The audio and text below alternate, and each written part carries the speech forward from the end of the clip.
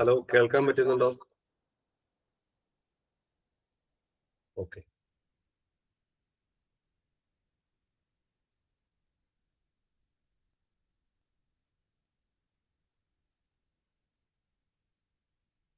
Okay Vismaya, thank you for the response. ഇപ്പൊ നമുക്ക് തുടങ്ങാം അല്ലേ? ബാക്കിയുള്ളവര് ജോയിൻ ചെയ്തോളൂ. ഏകദേശം 27ഓളം പേരുണ്ട്. അപ്പോ നമ്മളുടെ പരിശീലന പരിപാടിയുടെ അവസാനത്തെ ദിവസമാണെന്ന്, മൂന്നാമത്തെ ദിവസം. ഞാൻ കഴിഞ്ഞ ദിവസങ്ങളിൽ നമ്മൾ ആദ്യത്തെ ദിവസം ഒരു ഇൻട്രൊഡക്ടറി സെഷൻ ആയിരുന്നു. പിന്നെ അതിനുശേഷം നമ്മൾ ഇന്നലെ ഇൻഡെപ്ത് ഒരു ഇന്റർവ്യൂവിന് പോകുമ്പോൾ നിങ്ങളുടെ ഒരു ബാക്ക്ഗ്രൗണ്ടിൽ നിന്നുകൊണ്ട് എച്ച് ആർ എം മേഖലയിൽ നിന്നുകൊണ്ട് നിങ്ങൾ ഇന്റർവ്യൂവിന് പോകുമ്പോൾ എങ്ങനെയാണ് അതില് വരാവുന്ന കാര്യങ്ങൾ ഏതൊക്കെയാണ്, അതിനെ തിയറട്ടിക്കലി നമ്മൾ എങ്ങനെയാണ് മനസ്സിലാക്കേണ്ടത്, കൺസെപ്റ്റലൈസ് ചെയ്യേണ്ടത് എന്നുള്ള കാര്യങ്ങളൊക്കെ നമ്മൾ ഇന്നലെ പറഞ്ഞു. പിന്നെ നമ്മൾ സ്റ്റാർ ടെക്നിക്കിനെ പറ്റി പറഞ്ഞു. ഇന്റർവ്യൂവിൽ എലവേറ്റർ പിച്ച് മെയിൻറ്റെയിൻ ചെയ്യേണ്ടതിന്റെ ആവശ്യകതയെ പറ്റി നമ്മൾ സംസാരിച്ചു. നിങ്ങളുടെ സോട്ട് analysis, strength, weakness, opportunities and threats analysis എന്ന് പറയുന്ന സോട്ട് ടെസ്റ്റിന്റെ ഒരു ഇമ്പോർട്ടൻസ് പറ്റി നമ്മൾ സംസാരിച്ചു ഒരു ഇന്റർവ്യൂവിന് പോകുന്നതിന് മുമ്പ്. അങ്ങനെ കുറെ കാര്യങ്ങൾ നമ്മൾ കഴിഞ്ഞ ദിവസം നമ്മൾ സംസാരിക്കുകയുണ്ടായി. എന്തായാലും ഈ ദിവസം, ലാസ്റ്റ് ദിവസം, നിങ്ങളുടെ കൂടി കുറച്ച് ഒരു പാർട്ടിസിപ്പേഷൻ, ഒരു ആക്റ്റീവ് പാർട്ടിസിപ്പേഷൻ ആണ് ഞാൻ ഉദ്ദേശിക്കുന്നത്. നമ്മൾ കമ്മ്യൂണിക്കേറ്റ് ചെയ്യുമ്പോൾ ഇന്റർനെറ്റിന് വലിയ തടസ്സങ്ങളില്ലെങ്കിൽ നിങ്ങൾ സംസാരിക്കുന്നത് തന്നെയാണ് എനിക്ക് താല്പര്യം. അല്ലെങ്കിൽ നിങ്ങൾ ടൈപ്പ് ചെയ്ത് മെസ്സേജ് ഇട്ടാലും മതി. സാധാരണ ഇന്റർവ്യൂസിനൊക്കെ ചെല്ലുമ്പോൾ ആദ്യമായിട്ട് ചോദിക്കുന്ന ഒരു ചോദ്യമാണ് tell me about your self എന്നുള്ളത്. കേൾക്കുമ്പോൾ വളരെ സിമ്പിൾ ആയിട്ട് തോന്നും. പക്ഷേ പലരും എന്നോട് വന്ന് പറഞ്ഞിട്ടുള്ള ഒരു കാര്യമാണ്, സാറേ tell me about your self, നിങ്ങളെ പറ്റി സംസാരിക്കൂ എന്ന് പറയുമ്പോൾ ആകെ ബ്ലാങ്ക് ആയിപ്പോയി, ഒന്നും പറയാനുണ്ടായില്ല എന്നുള്ളത്. അങ്ങനെ ഏതെങ്കിലും ഇന്റർവ്യൂ ബോർഡിന് മുന്നിൽ ചെന്നിട്ട് tell me about yourself എന്ന് പറയുന്ന ഒരു ചോദ്യം കേട്ടപ്പോൾ അതിന് കൃത്യമായ ഉത്തരം പറയാതെ ഇരുന്ന ആരെങ്കിലും ഈ കൂട്ടത്തിലുണ്ടോ? അല്ലെങ്കിൽ ആ ചോദ്യം കേട്ടപ്പോൾ ഞാൻ എന്ത് പറയും എന്ന ടെൻഷൻ അടിച്ചൊന്നും പറയാൻ പറ്റാതിരുന്ന ആരെങ്കിലും കൂട്ടത്തിലുണ്ടോ? ഇതിനു മുമ്പുള്ള ബാച്ചിൽ ഞാൻ ചോദിച്ചപ്പോൾ അത് 1-2 പേരുണ്ടായിരുന്നു. എനിക്ക് ആ ചോദ്യം കറക്റ്റ് ആയിട്ട് ഉത്തരം പറയാൻ പറ്റിയില്ലായിരുന്നു. വഹാബിന് പറ്റിയില്ല എന്നാണ് പറയുന്നത്. പിന്നെ അനില ശരത്ത് ഹാൻഡ് റൈസ് ചെയ്തിട്ടുണ്ട്. ഓക്കെ, അതായത് ഈ ചോദ്യം നമുക്ക് വളരെ സിമ്പിൾ എന്ന് തോന്നുമെങ്കിലും നമ്മളെ പലപ്പോഴും കുഴപ്പിക്കുന്ന ഒരു ചോദ്യമാണ്. നമ്മൾ ഇന്റർവ്യൂവിന് പോകുമ്പോൾ അതിന്റെ സിലബസ് പഠിച്ചിട്ടുണ്ടാകും, അല്ലെങ്കിൽ നമ്മൾ വർക്ക് ചെയ്യുന്ന ഏരിയയെ പറ്റിയിട്ടുള്ള ഒരു ഡീപ്പ്, ഒരു ബ്രോഡ് നോളജ് നമുക്ക് ഉണ്ടാകും. പക്ഷെ നമ്മളെ പറ്റി പറയാൻ പറഞ്ഞു കഴിയുമ്പോൾ നമുക്ക് പലപ്പോഴും ഒരു ബുദ്ധിമുട്ടുണ്ടാക്കുന്ന ഒരു രീതി, നമ്മളെ പറ്റി എന്താണ് പറയുക എന്നുള്ളത്. ഇതിന് ഏത് ട്രെയിനർമാരെ എടുത്ത് ചെന്നാലും, അല്ലെങ്കിൽ നിങ്ങൾ ഏത് ഇന്റർവ്യൂ പ്രിപ്പറേഷൻ നടത്തുന്ന ഒരു ഗൈഡിനെ എടുത്ത് ചെന്നാലും അവർ പറയുന്ന ഒരു കാര്യമുണ്ട്. അത് തന്നെയാണ് ഞാനും പറയാൻ പോകുന്നത്. ഒന്ന്, tell them about your past. നിങ്ങൾ എന്താണ് ചെയ്തുകൊണ്ടിരുന്നത് എന്നുള്ള കാര്യം പറയുക. Then tell them about your present. Then ഫ്യൂച്ചറിനെ പറ്റി സംസാരിക്കുമ്പോൾ നിങ്ങൾ ഈ ഓർഗനൈസേഷന്റെ ഭാഗമായി കഴിഞ്ഞാൽ നിങ്ങൾക്ക് എന്തൊക്കെയാണ് ചെയ്യാൻ കഴിയുക എന്നുള്ളത് ഒരു ബ്രീഫായിട്ട് പറയുക. Tell me about your self പറയുമ്പോൾ എന്റെ അച്ഛൻ ഇന്ന ആളാണ്, എന്റെ അമ്മ ഇന്ന ആളാണ്, ഞാൻ ഇന്ന താലൂക്കിൽ നിന്ന് വരുന്നു, അല്ലെങ്കിൽ എന്റെ ബെസ്റ്റ് ഫ്രണ്ട്സ് ഇന്നവരൊക്കെയാണ് എന്നുള്ളതിനേക്കാളൊക്കെ അപ്പുറത്ത് നിങ്ങളുടെ പ്രൊഫഷണൽ സെറ്റപ്പിലേക്കുള്ള കാര്യങ്ങളാണ് അവർ ഉദ്ദേശിക്കുന്നത്. അല്ലെങ്കിൽ നിങ്ങളെ അവർ ഹയർ ചെയ്യുമ്പോൾ നിങ്ങളുടെ കുടുംബമഹിമ നോക്കിയോ അല്ലെങ്കിൽ നിങ്ങളുടെ ബന്ധുബലം നോക്കിയോ ഒന്നും അല്ല അവർ നിങ്ങളെ ഹയർ ചെയ്യാൻ നിൽക്കുന്നത്. നിങ്ങളുടെ പ്രൊഫഷൻ, നിങ്ങൾ പാസ്റ്റിൽ എന്താണ് ചെയ്തുകൊണ്ടിരുന്നത് എന്ന് വൃത്തിയായിട്ട് പറയാം. അപ്പൊ നിങ്ങൾക്ക് വേണമെങ്കിൽ പറയാം, ഞാൻ ഇന്ന വർഷമാണ് ഡിഗ്രി കംപ്ലീറ്റ് ചെയ്തത്, അതിനുശേഷം ഞാൻ ഇത്ര വർക്ക് ഇന്ന സ്ഥാപനത്തിലാണ് വർക്ക് ചെയ്തുകൊണ്ടിരുന്നത്, ഇപ്പോൾ ഞാൻ അവിടെ തന്നെ അല്ലെങ്കിൽ വേറൊരു സ്ഥാപനത്തിൽ വർക്ക് ചെയ്യുന്നുണ്ടെങ്കിൽ ഇപ്പോൾ കറന്റ് ഞാൻ വർക്ക് ചെയ്യുന്ന സ്ഥാപനം ഇതാണ്, ഇനി ഫ്യൂച്ചറിൽ ഞാൻ നിങ്ങളോടൊപ്പം വർക്ക് ചെയ്യാൻ ആഗ്രഹിക്കുന്നു എന്നുള്ള ഒരു രീതിയിലായിരിക്കണം tell me about yourself എന്ന് പറയുന്ന ചോദ്യത്തിന് നിങ്ങൾ ഉത്തരം പറയേണ്ടത്. അതിൽ തന്നെ വേറൊരു കാര്യം നിങ്ങൾ ശ്രദ്ധിക്കേണ്ടത്, പലപ്പോഴും നിങ്ങൾ ടെൽ മീ അബൌട്ട് യുവർ സെൽഫിൽ പലരും പെട്ടുപോകുന്ന ഒരു കാര്യം എന്ന് പറഞ്ഞു കഴിഞ്ഞാൽ, കരിയറിൽ ഒരു ബ്രേക്ക് ഉണ്ടായിട്ടുണ്ടെങ്കിൽ ചിലര് ഈ കോഴ്സ് കഴിഞ്ഞ് കുറച്ചു കാലം ചുമ്മാതിരിക്കും. അപ്പൊ അങ്ങനെയുള്ള ആളുകളെ സംബന്ധിച്ച് അവർക്ക് ആ ബ്രേക്കിനെ ജസ്റ്റിഫൈ ചെയ്യാൻ ഇത്തിരി ബുദ്ധിമുട്ടായിരിക്കും. അത് ഇപ്പൊ ബിടെക് കഴിഞ്ഞ ഒരുപാട് സുഹൃത്തുക്കൾ ഇന്റർവ്യൂവിന് പോകുമ്പോൾ പറയുന്നത് കേട്ടിട്ടുണ്ട്. ബിടെക് കഴിഞ്ഞ് ചിലർക്ക് സപ്ലി പേപ്പറുകൾ ഉണ്ടാകും, പരീക്ഷ ഒറ്റ ചാൻസസ് തന്നെ പാസ്സായിട്ടുണ്ടാവില്ല, 2, 3, 4 വർഷം എടുത്തൊക്കെ ബിടെക്കിന്റെ കംപ്ലീറ്റ് പേപ്പറുകൾ എഴുതി തീർക്കുന്ന ആളുകളുണ്ട്. അപ്പൊ അങ്ങനെയുള്ളവർക്ക് ആ ഒരു ബ്രേക്കിന്റെ ഒരു സമയമുണ്ട്. ഈ ബ്രേക്ക് വരുന്ന സമയത്തെ സാധാരണ ഒരു എംപ്ലോയറും പ്രോത്സാഹിപ്പിക്കാറില്ല. സമയത്തെ പ്രോത്സാഹിപ്പിക്കാറെന്നല്ല, അങ്ങനെ സമയമുള്ള ആളുകളെ സാധാരണ എംപ്ലോയേഴ്സ് പ്രോത്സാഹിപ്പിക്കാറുണ്ട്. അതിന് കാരണം എന്താന്ന് വെച്ച് കഴിഞ്ഞാൽ ഇൻഡസ്ട്രിയുടെ സ്റ്റാൻഡേർഡ് വെച്ചിട്ട് നിങ്ങൾ ഇൻഡസ്ട്രിക്ക് അനുയോജ്യനായ അല്ലെങ്കിൽ അനുയോജ്യയായ ഒരാളാണ് എങ്കിൽ നിങ്ങൾ പഠനം കഴിയുമ്പോൾ തന്നെ ഒന്നല്ലെങ്കിൽ വേറൊരു രീതിയിൽ നിങ്ങൾ പഠിച്ച മേഖലയുമായി ബന്ധപ്പെട്ട് നിങ്ങൾ വർക്ക് ചെയ്ത് തുടങ്ങണം. അത് സാലറി വിഷയമല്ല. സാലറി ഇപ്പോ തുടക്കക്കാർക്ക് 10,000 15,000 ഒക്കെയാണ് നമ്മുടെ നാട്ടിൽ കിട്ടുന്നത്. ആ സാലറിയുടെ മഹിമയല്ല അവർ നോക്കുന്നത്. നിങ്ങൾ വെറുതെ ഇരുന്ന ഒരു സമയം എന്ന് പറയുന്ന സമയമുണ്ട്. ആ സമയത്തെ അവർ താല്പര്യപ്പെടുന്നില്ല.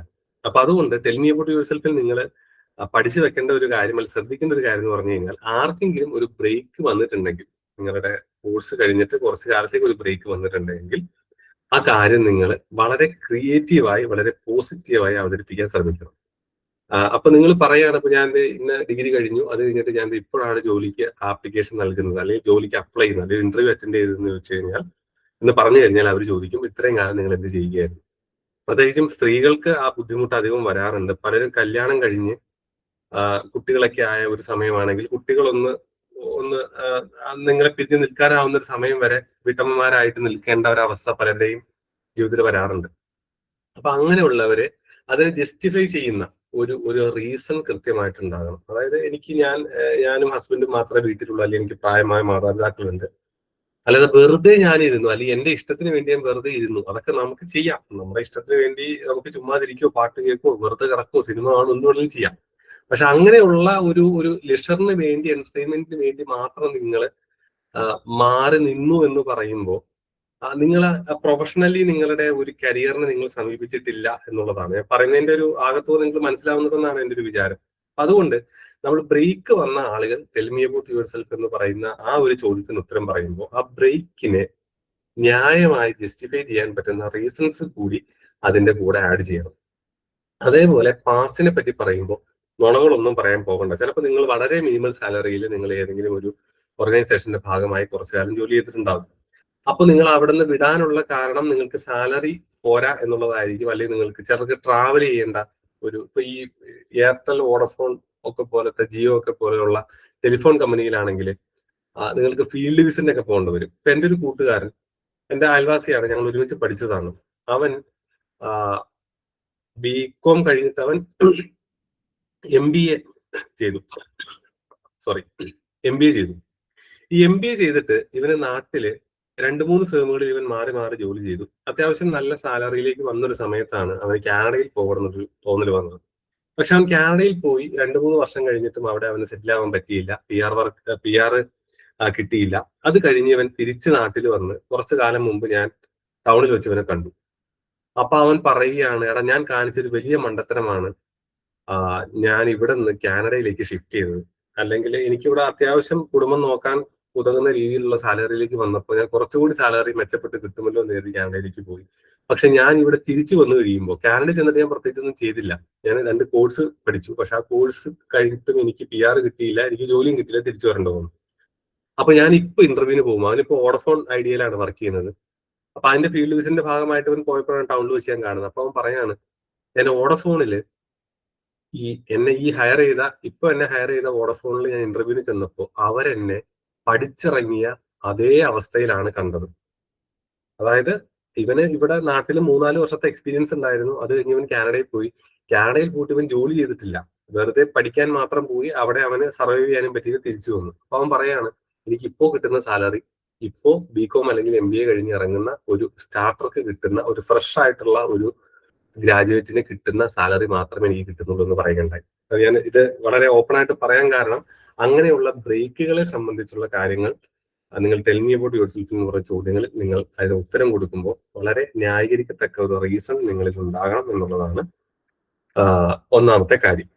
ഇനി രണ്ടാമത്തെ കാര്യം എന്ന് പറഞ്ഞു കഴിഞ്ഞാൽ, മിക്കവാറും ഇന്റർവ്യൂസിലൊക്കെ നിങ്ങളോട് ചോദിക്കുന്ന ഒരു ചോദ്യമാണ്, എന്തുകൊണ്ടാണ് നിങ്ങൾ ഈ ഒരു ജോബ്, അല്ലെങ്കിൽ നിങ്ങൾ ഇപ്പോൾ HR ആണെങ്കിൽ അല്ലെങ്കിൽ HRM ആണെങ്കിൽ, എന്തുകൊണ്ടാണ് നിങ്ങൾ ഈ ജോലി ചൂസ് ചെയ്തത് എന്നുള്ളൊരു ചോദ്യം മിക്കവാറും ചോദിക്കാറുണ്ട്. ഇതിന് ആരെങ്കിലും ഒന്ന് മറുപടി പറഞ്ഞു, എന്തായിരിക്കും നിങ്ങൾ സാധാരണ പറയുക? അല്ലെങ്കിൽ ഇതിനു മുമ്പ് ഇന്റർവ്യൂ അറ്റൻഡ് ചെയ്തിട്ടുള്ള ആരെങ്കിലും ഉണ്ടെങ്കിൽ ആ ഇന്റർവ്യൂസിലൊക്കെ നിങ്ങൾ എന്തായിരിക്കും മറുപടി പറഞ്ഞിട്ടുണ്ടാവുക? സിമ്പിൾ ആയിട്ടുള്ള ചോദ്യമാണ്. നമുക്കതിനെ പല രീതിയിലും നമുക്ക് ആൻസർ ചെയ്യാം. എന്തുകൊണ്ടാണ് നിങ്ങൾ ഈ ഒരു മേഖല തിരഞ്ഞെടുത്തത്? ആരുമില്ലേ? ആരെങ്കിലും ഒന്ന് പറയാമോ? ഇനി പറയാൻ ബുദ്ധിമുട്ടാണെങ്കിൽ മെസ്സേജ് ടൈപ്പ് ചെയ്തിട്ടാലും മതി. I am interested in health care field. Okay, Drishya പറഞ്ഞിട്ടുണ്ട് ഇൻട്രസ്റ്റ് ഉണ്ട് എന്നുള്ളത്. പിന്നെ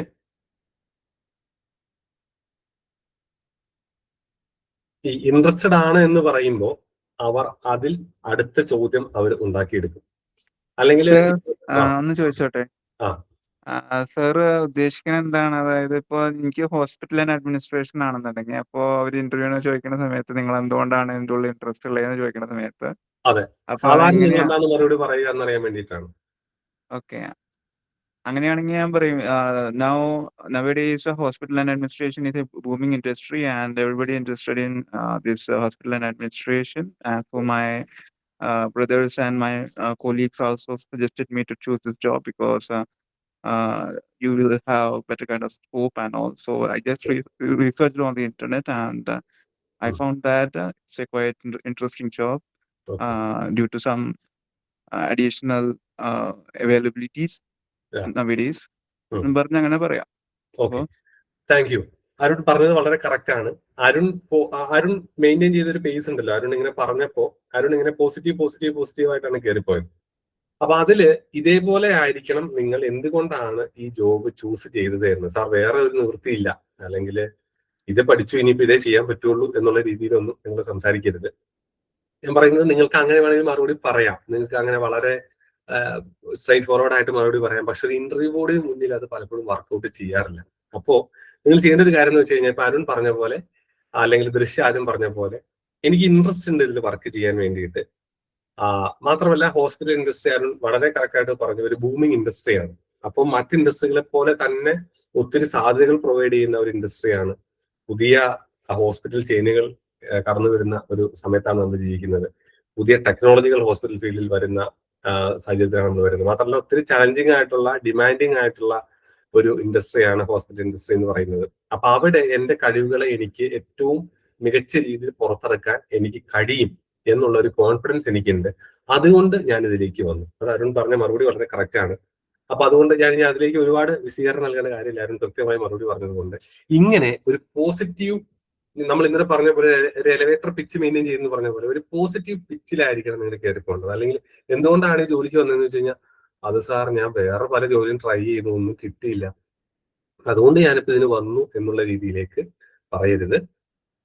വളരെ കൃത്യമായിട്ട് നിങ്ങൾക്കൊരു ലക്ഷ്യമുണ്ട്, അല്ലെങ്കിൽ നിങ്ങൾക്കൊരു ഒരു വെറുതെ ഒരു എംപ്ലോയർ തരുന്ന ശമ്പളം മാത്രമല്ല. ഇത് കേൾക്കുമ്പോൾ നിങ്ങൾക്ക് വളരെ നിസ്സാരമായിട്ട് തോന്നുന്നുണ്ടാവും. പക്ഷെ പലരും ഇന്റർവ്യൂ ചെയ്യുന്ന ഒരു അപകടമാണ്, നമ്മൾ സാലറി നോക്കി മാത്രം, അല്ലെങ്കിൽ സാർ എനിക്ക് വേറെ ജീവിതമാർഗങ്ങളൊന്നുമില്ല, എങ്ങനെയെങ്കിലും ഒന്ന് പിടിച്ചു നിൽക്കണം, അല്ലെങ്കിൽ ഞാനും ഹസ്ബൻഡും തമ്മിൽ വഴക്കാണ്, അപ്പൊ എനിക്ക് എന്റെ കാലിൽ നിന്നേ പറ്റൂ, അങ്ങനെയുള്ള മറുപടികളേക്കാൾ സത്യം ശരിക്കും റീസൺ അത് തന്നെയായിരിക്കും. നമുക്ക് എല്ലാവർക്കും, എനിക്ക് നിങ്ങൾക്കൊക്കെ വേണ്ടത് ജീവിക്കാൻ മാന്യമായ ഒരു തൊഴിലും പൈസയുമാണ്. അപ്പോൾ അതിന് വേണ്ടിയിട്ടാണ് നമ്മളൊക്കെ ജോലി ചെയ്യുന്നത്.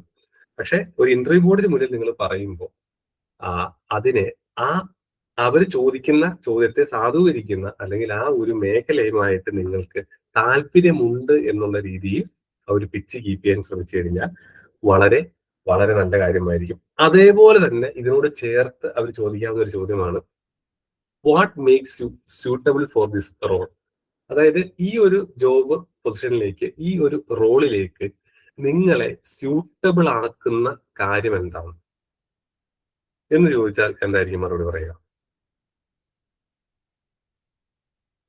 ഇപ്പൊ ഞങ്ങൾക്ക് 10 or 100 ആപ്ലിക്കൻസ് ഉണ്ട്, നിങ്ങളെ തന്നെ എടുത്തോളണമെന്ന് ഞങ്ങൾക്കില്ല. പക്ഷെ ഞങ്ങൾ നിങ്ങളെ തന്നെ ഹയർ ചെയ്യണം എന്ന് ഞങ്ങൾക്ക് തോന്നാൻ നിങ്ങളിൽ എന്തെല്ലാം കാര്യങ്ങളാണ് ഉള്ളത്? What makes you suitable? ഈ ഒരു ജോലിന് നിങ്ങൾ ആപ്റ്റ് ആയിട്ടുള്ള ഒരു വ്യക്തിയാണ് എന്ന് എങ്ങനെയാണ് ഒരു ഇന്റർവ്യൂ ബോർഡിന് മുന്നിൽ നിങ്ങൾ അവതരിപ്പിക്കുക? അവിടെയും നിങ്ങൾ ചെയ്യേണ്ട ഒരു കാര്യം എന്ന് പറഞ്ഞു കഴിഞ്ഞാൽ, നിങ്ങൾ ഏത് സ്കില്ലുകളാണോ നിങ്ങൾക്കുള്ളത്, അല്ലെങ്കിൽ നിങ്ങൾക്ക് ഈ ജോബുമായി ബന്ധപ്പെട്ട് നിങ്ങൾക്ക് നിങ്ങളുടെ ഉള്ളിലെ ഏത് കഴിവിനെയാണോ ഏറ്റവും നന്നായി, ക്വാളിഫിക്കേഷൻ ആൻഡ് സ്ട്രെങ്ത് വളരെ കറക്റ്റ് ആണ്, അതിലേക്ക് ഞാൻ പറഞ്ഞു വരുന്നത്.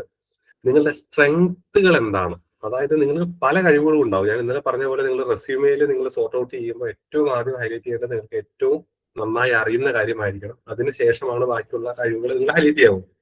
അപ്പൊ അതുകൊണ്ട് നിങ്ങളുടെ ക്വാളിഫിക്കേഷൻ വെച്ചിട്ട് നിങ്ങളുടെ ഏറ്റവും നല്ല സ്ട്രെങ്ത് ഏതാണ്, ആ സ്ട്രെങ്ത്തുകളെയാണ് നിങ്ങൾ ഹൈലൈറ്റ് ചെയ്യാൻ ശ്രമിക്കേണ്ടത്. അതായത് ഇപ്പൊ നിങ്ങൾ ചിലപ്പോ ഈ കോഴ്സ് കഴിഞ്ഞിട്ട് ചിലപ്പോൾ ഹാൻഡ്സ് ഓൺ ഇന്റേൺഷിപ്പ് പ്രോഗ്രാമുകൾക്ക് പോയിട്ടുണ്ടാകും. അന്നേരം നിങ്ങൾക്ക് കുറെ അനുഭവങ്ങൾ ഉണ്ടായിട്ടുണ്ടാകും. നിങ്ങൾക്ക് നല്ല ഡോക്യുമെന്റിങ് സ്കിൽസ് ഉണ്ടാകും, നിങ്ങൾക്ക് നല്ല കമ്മ്യൂണിക്കേഷൻ സ്കിൽസ് ഉണ്ടാകും, നിങ്ങൾക്ക് കാര്യങ്ങളെ പെട്ടെന്ന് മനസ്സിലാക്കാനും അല്ലെങ്കിൽ ഒരു കാര്യത്തിലേക്ക് പെട്ടെന്ന് നിങ്ങളുടെ കോൺസെൻട്രേഷനെ, നിങ്ങളുടെ അറ്റൻഷനെ, ഹോസ്പിറ്റൽ ഫീൽഡ് ആയാലും മാനേജ്മെന്റ് ഫീൽഡ് ആയാലും ഒക്കെ ക്വിക്ക് ഡിസിഷൻസ് എടുക്കേണ്ട ഒരു ഫീൽഡാണ്. അപ്പൊ ഇവിടെയൊക്കെ അറ്റൻഷൻ എന്ന് പറയുന്ന ഒരു സാധനത്തിന് ഭയങ്കര ഇമ്പോർട്ടൻസ് ഉണ്ട്. ഞാൻ അറ്റൻഷൻ ഉദാഹരണമായിട്ട് പറഞ്ഞതാണ്. അങ്ങനെ ഈ ജോബ് റോളിലേക്ക് I can manage a team. Yes Simi, വളരെ നല്ല കാര്യം. എനിക്ക് ഒരു ടീമിനെ മാനേജ് ചെയ്യാൻ പറ്റും. അത് കോൺഫിഡന്റ് ആയി നിങ്ങൾ പറയുമ്പോൾ തന്നെ അവരുടെ കണ്ണിൽ നോക്കി ആത്മവിശ്വാസം സ്ഫുരിക്കുന്ന ഒരു മുഖത്തോടെ നിങ്ങൾ പറയുമ്പോൾ തന്നെ നിങ്ങൾക്ക് അവിടെ മാർക്ക് വീഴും. മാത്രമല്ല, നിങ്ങൾ പറയുന്ന കോൺഫിഡൻസിൽ നിന്ന് തന്നെ അവർക്ക് നിങ്ങളെ ഏകദേശം ഒരു ധാരണയും വരും. അപ്പൊ ഈ മാനേജ്മെന്റ് സ്കിൽ എന്ന് പറയുന്ന ഒരു വലിയ സ്കില്ലാണ്. ഗുഡ് ലീഡർ എന്ന് പറയുന്നത് ഫാത്തിമ പറഞ്ഞിട്ടുണ്ട്, വളരെ കറക്റ്റ് ആണ് ഗുഡ് ലീഡർ. അപ്പൊ ഇതേപോലെ നിങ്ങളിപ്പോ ഈ പറഞ്ഞ പോയിന്റുകളെ പോലെ നിങ്ങളുടെ ഉള്ളിലെ സ്ട്രെങ്ത്തുകൾ എന്താണോ, അല്ലെങ്കിൽ നിങ്ങൾക്ക് ഏറ്റവും നിങ്ങൾ ബെസ്റ്റ് എന്തിലാണോ, ആ കാര്യങ്ങൾ പറഞ്ഞുകൊണ്ട് വേണം ഈ ജോബിന് നിങ്ങളെ സൂട്ടബിൾ ആണ്. അല്ലാതെ ഒരിക്കലും പറയരുത് ഞാൻ ഈ കോഴ്സാണ് പഠിച്ചത് അതുകൊണ്ട് ഞാൻ ഇതിന് സൂട്ടബിൾ ആണെന്ന് പറയരുത്. കാരണം നമ്മുടെ നാട്ടിൽ ഈ കോഴ്സ് പിടിച്ച ഒത്തിരി ആളുകളുണ്ട്, ആയിരക്കണക്കിന് ആളുകളുണ്ട്. ഈ ആയിരക്കണക്കിന് ആളുകൾ എല്ലാവരും ഈ ജോബിലേക്ക് വരുന്നില്ല എന്നുള്ള സത്യമാണ്. അപ്പൊ അതുകൊണ്ട് നിങ്ങളുടെ ഏറ്റവും നല്ല സ്കിൽ ഏതാണോ, അല്ലെങ്കിൽ നിങ്ങൾക്ക് ഈ ജോബിന് സൂട്ടബിൾ ആക്കുന്ന നിങ്ങൾക്ക് തോന്നുന്ന ഏറ്റവും നല്ല കാര്യം എന്താണോ അതിലേക്ക് നിങ്ങൾ ഫോക്കസ് ചെയ്യണം. അപ്പൊ അതുകൊണ്ട് അതും ഒരു ഇമ്പോർട്ടന്റ് ആയിട്ടുള്ള ചോദ്യമാണ്. ഒരു രണ്ടാമത്തെ മൂന്നാമത്തെ ചോദ്യമായിട്ട് നിങ്ങൾക്ക് പ്രതീക്ഷിക്കാവുന്ന ഒരു കാര്യമാണ്. മറ്റൊരു ചോദ്യം അവർ ചോദിക്കാനുള്ള ഒരു സാധ്യതയുള്ളത്, പല ഇന്റർവ്യൂവിലും ചോദിക്കുന്ന ചോദ്യമാണ്, where do you see yourself in next 5 years or 3 years or 10 years? അടുത്ത ഒരു 3 വർഷം കഴിയുമ്പോൾ, ഒരു 5 വർഷം കഴിയുമ്പോൾ, അല്ലെങ്കിൽ ഒരു 10 വർഷം കഴിയുമ്പോൾ നിങ്ങളെ തന്നെ എവിടെയാണ്, അല്ലെങ്കിൽ നിങ്ങളെ തന്നെ എങ്ങനെയാണ് വിഷ്വലൈസ് ചെയ്യുന്നത് എന്നവർ ചോദിക്കാറുണ്ട്. അതിന് നമ്മൾ എങ്ങനെയായിരിക്കും മറുപടി പറയുക? ഒരിക്കലും പറയരുത് ഞാൻ കുറച്ചു കാലം ഇവിടെ ജോലി ചെയ്യാന്ന് വിചാരിച്ചിട്ടാണ് വന്നത്, അത് കഴിഞ്ഞ് ഞാൻ വേറെ നല്ല ഓപ്പർച്യൂണിറ്റീസ് കിട്ടുവാണെങ്കിൽ അങ്ങോട്ട് പോകും സാറ്, ഇത് ജസ്റ്റ് ഒരു വീടിനടുത്താണ്, എനിക്ക് വന്നു പോകാം, സ്കൂട്ടർ ഓടിച്ച് വരാം, അതുകൊണ്ട് വന്നതാണെന്ന് നിങ്ങൾ പറയരുത്. Yes, A responsible position in administrative field, അതൊരു നല്ല ഉത്തരമാണ്. കാരണം ഈ അഡ്മിനിസ്ട്രേഷൻ എന്ന് പറയുന്ന വാക്ക് കിട്ടാൻ വേണ്ടിയിട്ട് തന്നെയാണ് ഞാൻ ആ ചോദ്യം ചോദിച്ചത്. നിങ്ങൾ ചെയ്യുന്നത് നിങ്ങളുടെ കോഴ്സിൽ തന്നെയുണ്ട് ഹോസ്പിറ്റൽ അഡ്മിനിസ്ട്രേഷൻ, അല്ലെങ്കിൽ ഹ്യൂമൻ റിസോഴ്സ് മാനേജ്മെന്റ്. ആ മാനേജ്മെന്റ് എന്ന് പറയുന്നത് പ്യുവർ അഡ്മിനിസ്ട്രേഷൻ ആണ്. അതിന് മറുപടി പറയുമ്പോൾ തീർച്ചയായിട്ടും നിങ്ങൾ പറയേണ്ട ഒരു കാര്യം, ഒരു 5 വർഷം കഴിയുമ്പോൾ അല്ലെങ്കിൽ 10 വർഷം കഴിയുമ്പോൾ ഞാൻ ഇതിനേക്കാൾ റെസ്പോൺസിബിലിറ്റീസ് ഏറ്റെടുക്കുന്ന, ഞാനിപ്പോ ഒരു നോവിസ് ആയിട്ടുള്ള ആളാണ്, ബിഗിനർ ആയിട്ടുള്ള ഒരാളാണ്, ഒരു 5-10 വർഷം കഴിയുമ്പോൾ കൂടുതൽ റെസ്പോൺസിബിലിറ്റി ഏറ്റെടുക്കുന്ന, കൂടുതൽ ഒരു ഓർഗനൈസേഷണൽ ഇംപ്രൂവ്മെന്റിന് വേണ്ടി ശ്രമിക്കുന്ന, പുതിയ ടൂളുകളെ അഡാപ്റ്റ് ചെയ്തുകൊണ്ട് ഈ ഓർഗനൈസേഷന്റെ മൊത്തം വളർച്ചയ്ക്ക് വേണ്ടി, അല്ലെങ്കിൽ ഞാൻ അന്ന് ജോലി ചെയ്യുന്ന സ്ഥാപനം ഏതാണോ അതിന്റെ വളർച്ചയ്ക്ക് വേണ്ടി ശ്രമിക്കുന്ന ഒരു പ്യുവർലി അഡ്മിനിസ്ട്രേറ്റീവ് കപ്പാസിറ്റി ഉള്ള, അല്ലെങ്കിൽ അഡ്മിനിസ്റ്റീരിയൽ സ്കിൽസ് റേഡിയേറ്റ് ചെയ്യുന്ന ഒരു പ്രൊഫഷണലായി ഞാൻ മാറുമെന്ന് നിങ്ങൾക്ക് ധൈര്യമായി പറയാം. അവിടെയും നിങ്ങൾ ശ്രദ്ധിക്കേണ്ട കാര്യം, ചില വാക്കുകൾ നിങ്ങൾക്ക് ബോധപൂർവ്വം അതിൽ ഉൾപ്പെടുത്താം. ഇത് നമ്മൾ ഇന്റർവ്യൂ ബോർഡിന് മുന്നിൽ ചിന്തിക്കുമ്പോൾ ചിലപ്പോൾ ടെൻഷനോ, നമ്മൾ ആദ്യം പറഞ്ഞ പോലെ ഫസ്റ്റ് ദിവസം പറഞ്ഞ പോലെ ടെൻഷൻ, നെർവസ്നെസ് ഇതൊക്കെ വരാൻ നിങ്ങൾക്ക്, അപ്പൊ ആ സമയത്ത് നിങ്ങൾ ഓർത്തിരിക്കണം എന്നില്ല. അപ്പൊ ഈ ചോദ്യങ്ങൾക്കൊക്കെയുള്ള ഉത്തരം, അതിൽ നിങ്ങൾ ഉപയോഗിക്കേണ്ട വാക്കുകൾ, ആ വാക്കുകളൊക്കെ നിങ്ങളൊന്ന് നേരത്തെ ഒന്ന് ട്രെയിൻ ചെയ്ത് നിങ്ങളുടെ മനസ്സിനെ ട്രെയിൻ ചെയ്ത് വെച്ച് കഴിഞ്ഞാൽ കൃത്യമായിട്ട് നിങ്ങൾക്ക് പറയാൻ പറ്റും. അപ്പൊ അതുകൊണ്ട് തീർച്ചയായിട്ടും ഒരു അഡ്മിനിസ്ട്രേറ്റീവ് സ്കിൽ നിങ്ങൾ കാണിക്കുന്നു, അല്ല നിങ്ങൾക്ക് വേണ്ടത് അവിടെ മറ്റ് സ്കില്ലുകളല്ല. നിങ്ങൾ ഐഫോൺ വെച്ച് നന്നായി ഫോട്ടോ എടുക്കും, അല്ലെങ്കിൽ നിങ്ങളൊരു സ്റ്റുഡിയോയിൽ പോയി നന്നായി പാട്ട് പാടും, നിങ്ങൾ നന്നായി ക്രിക്കറ്റ് കളിക്കും, ഇതൊന്നുമല്ല അവിടെ വേണ്ടത്.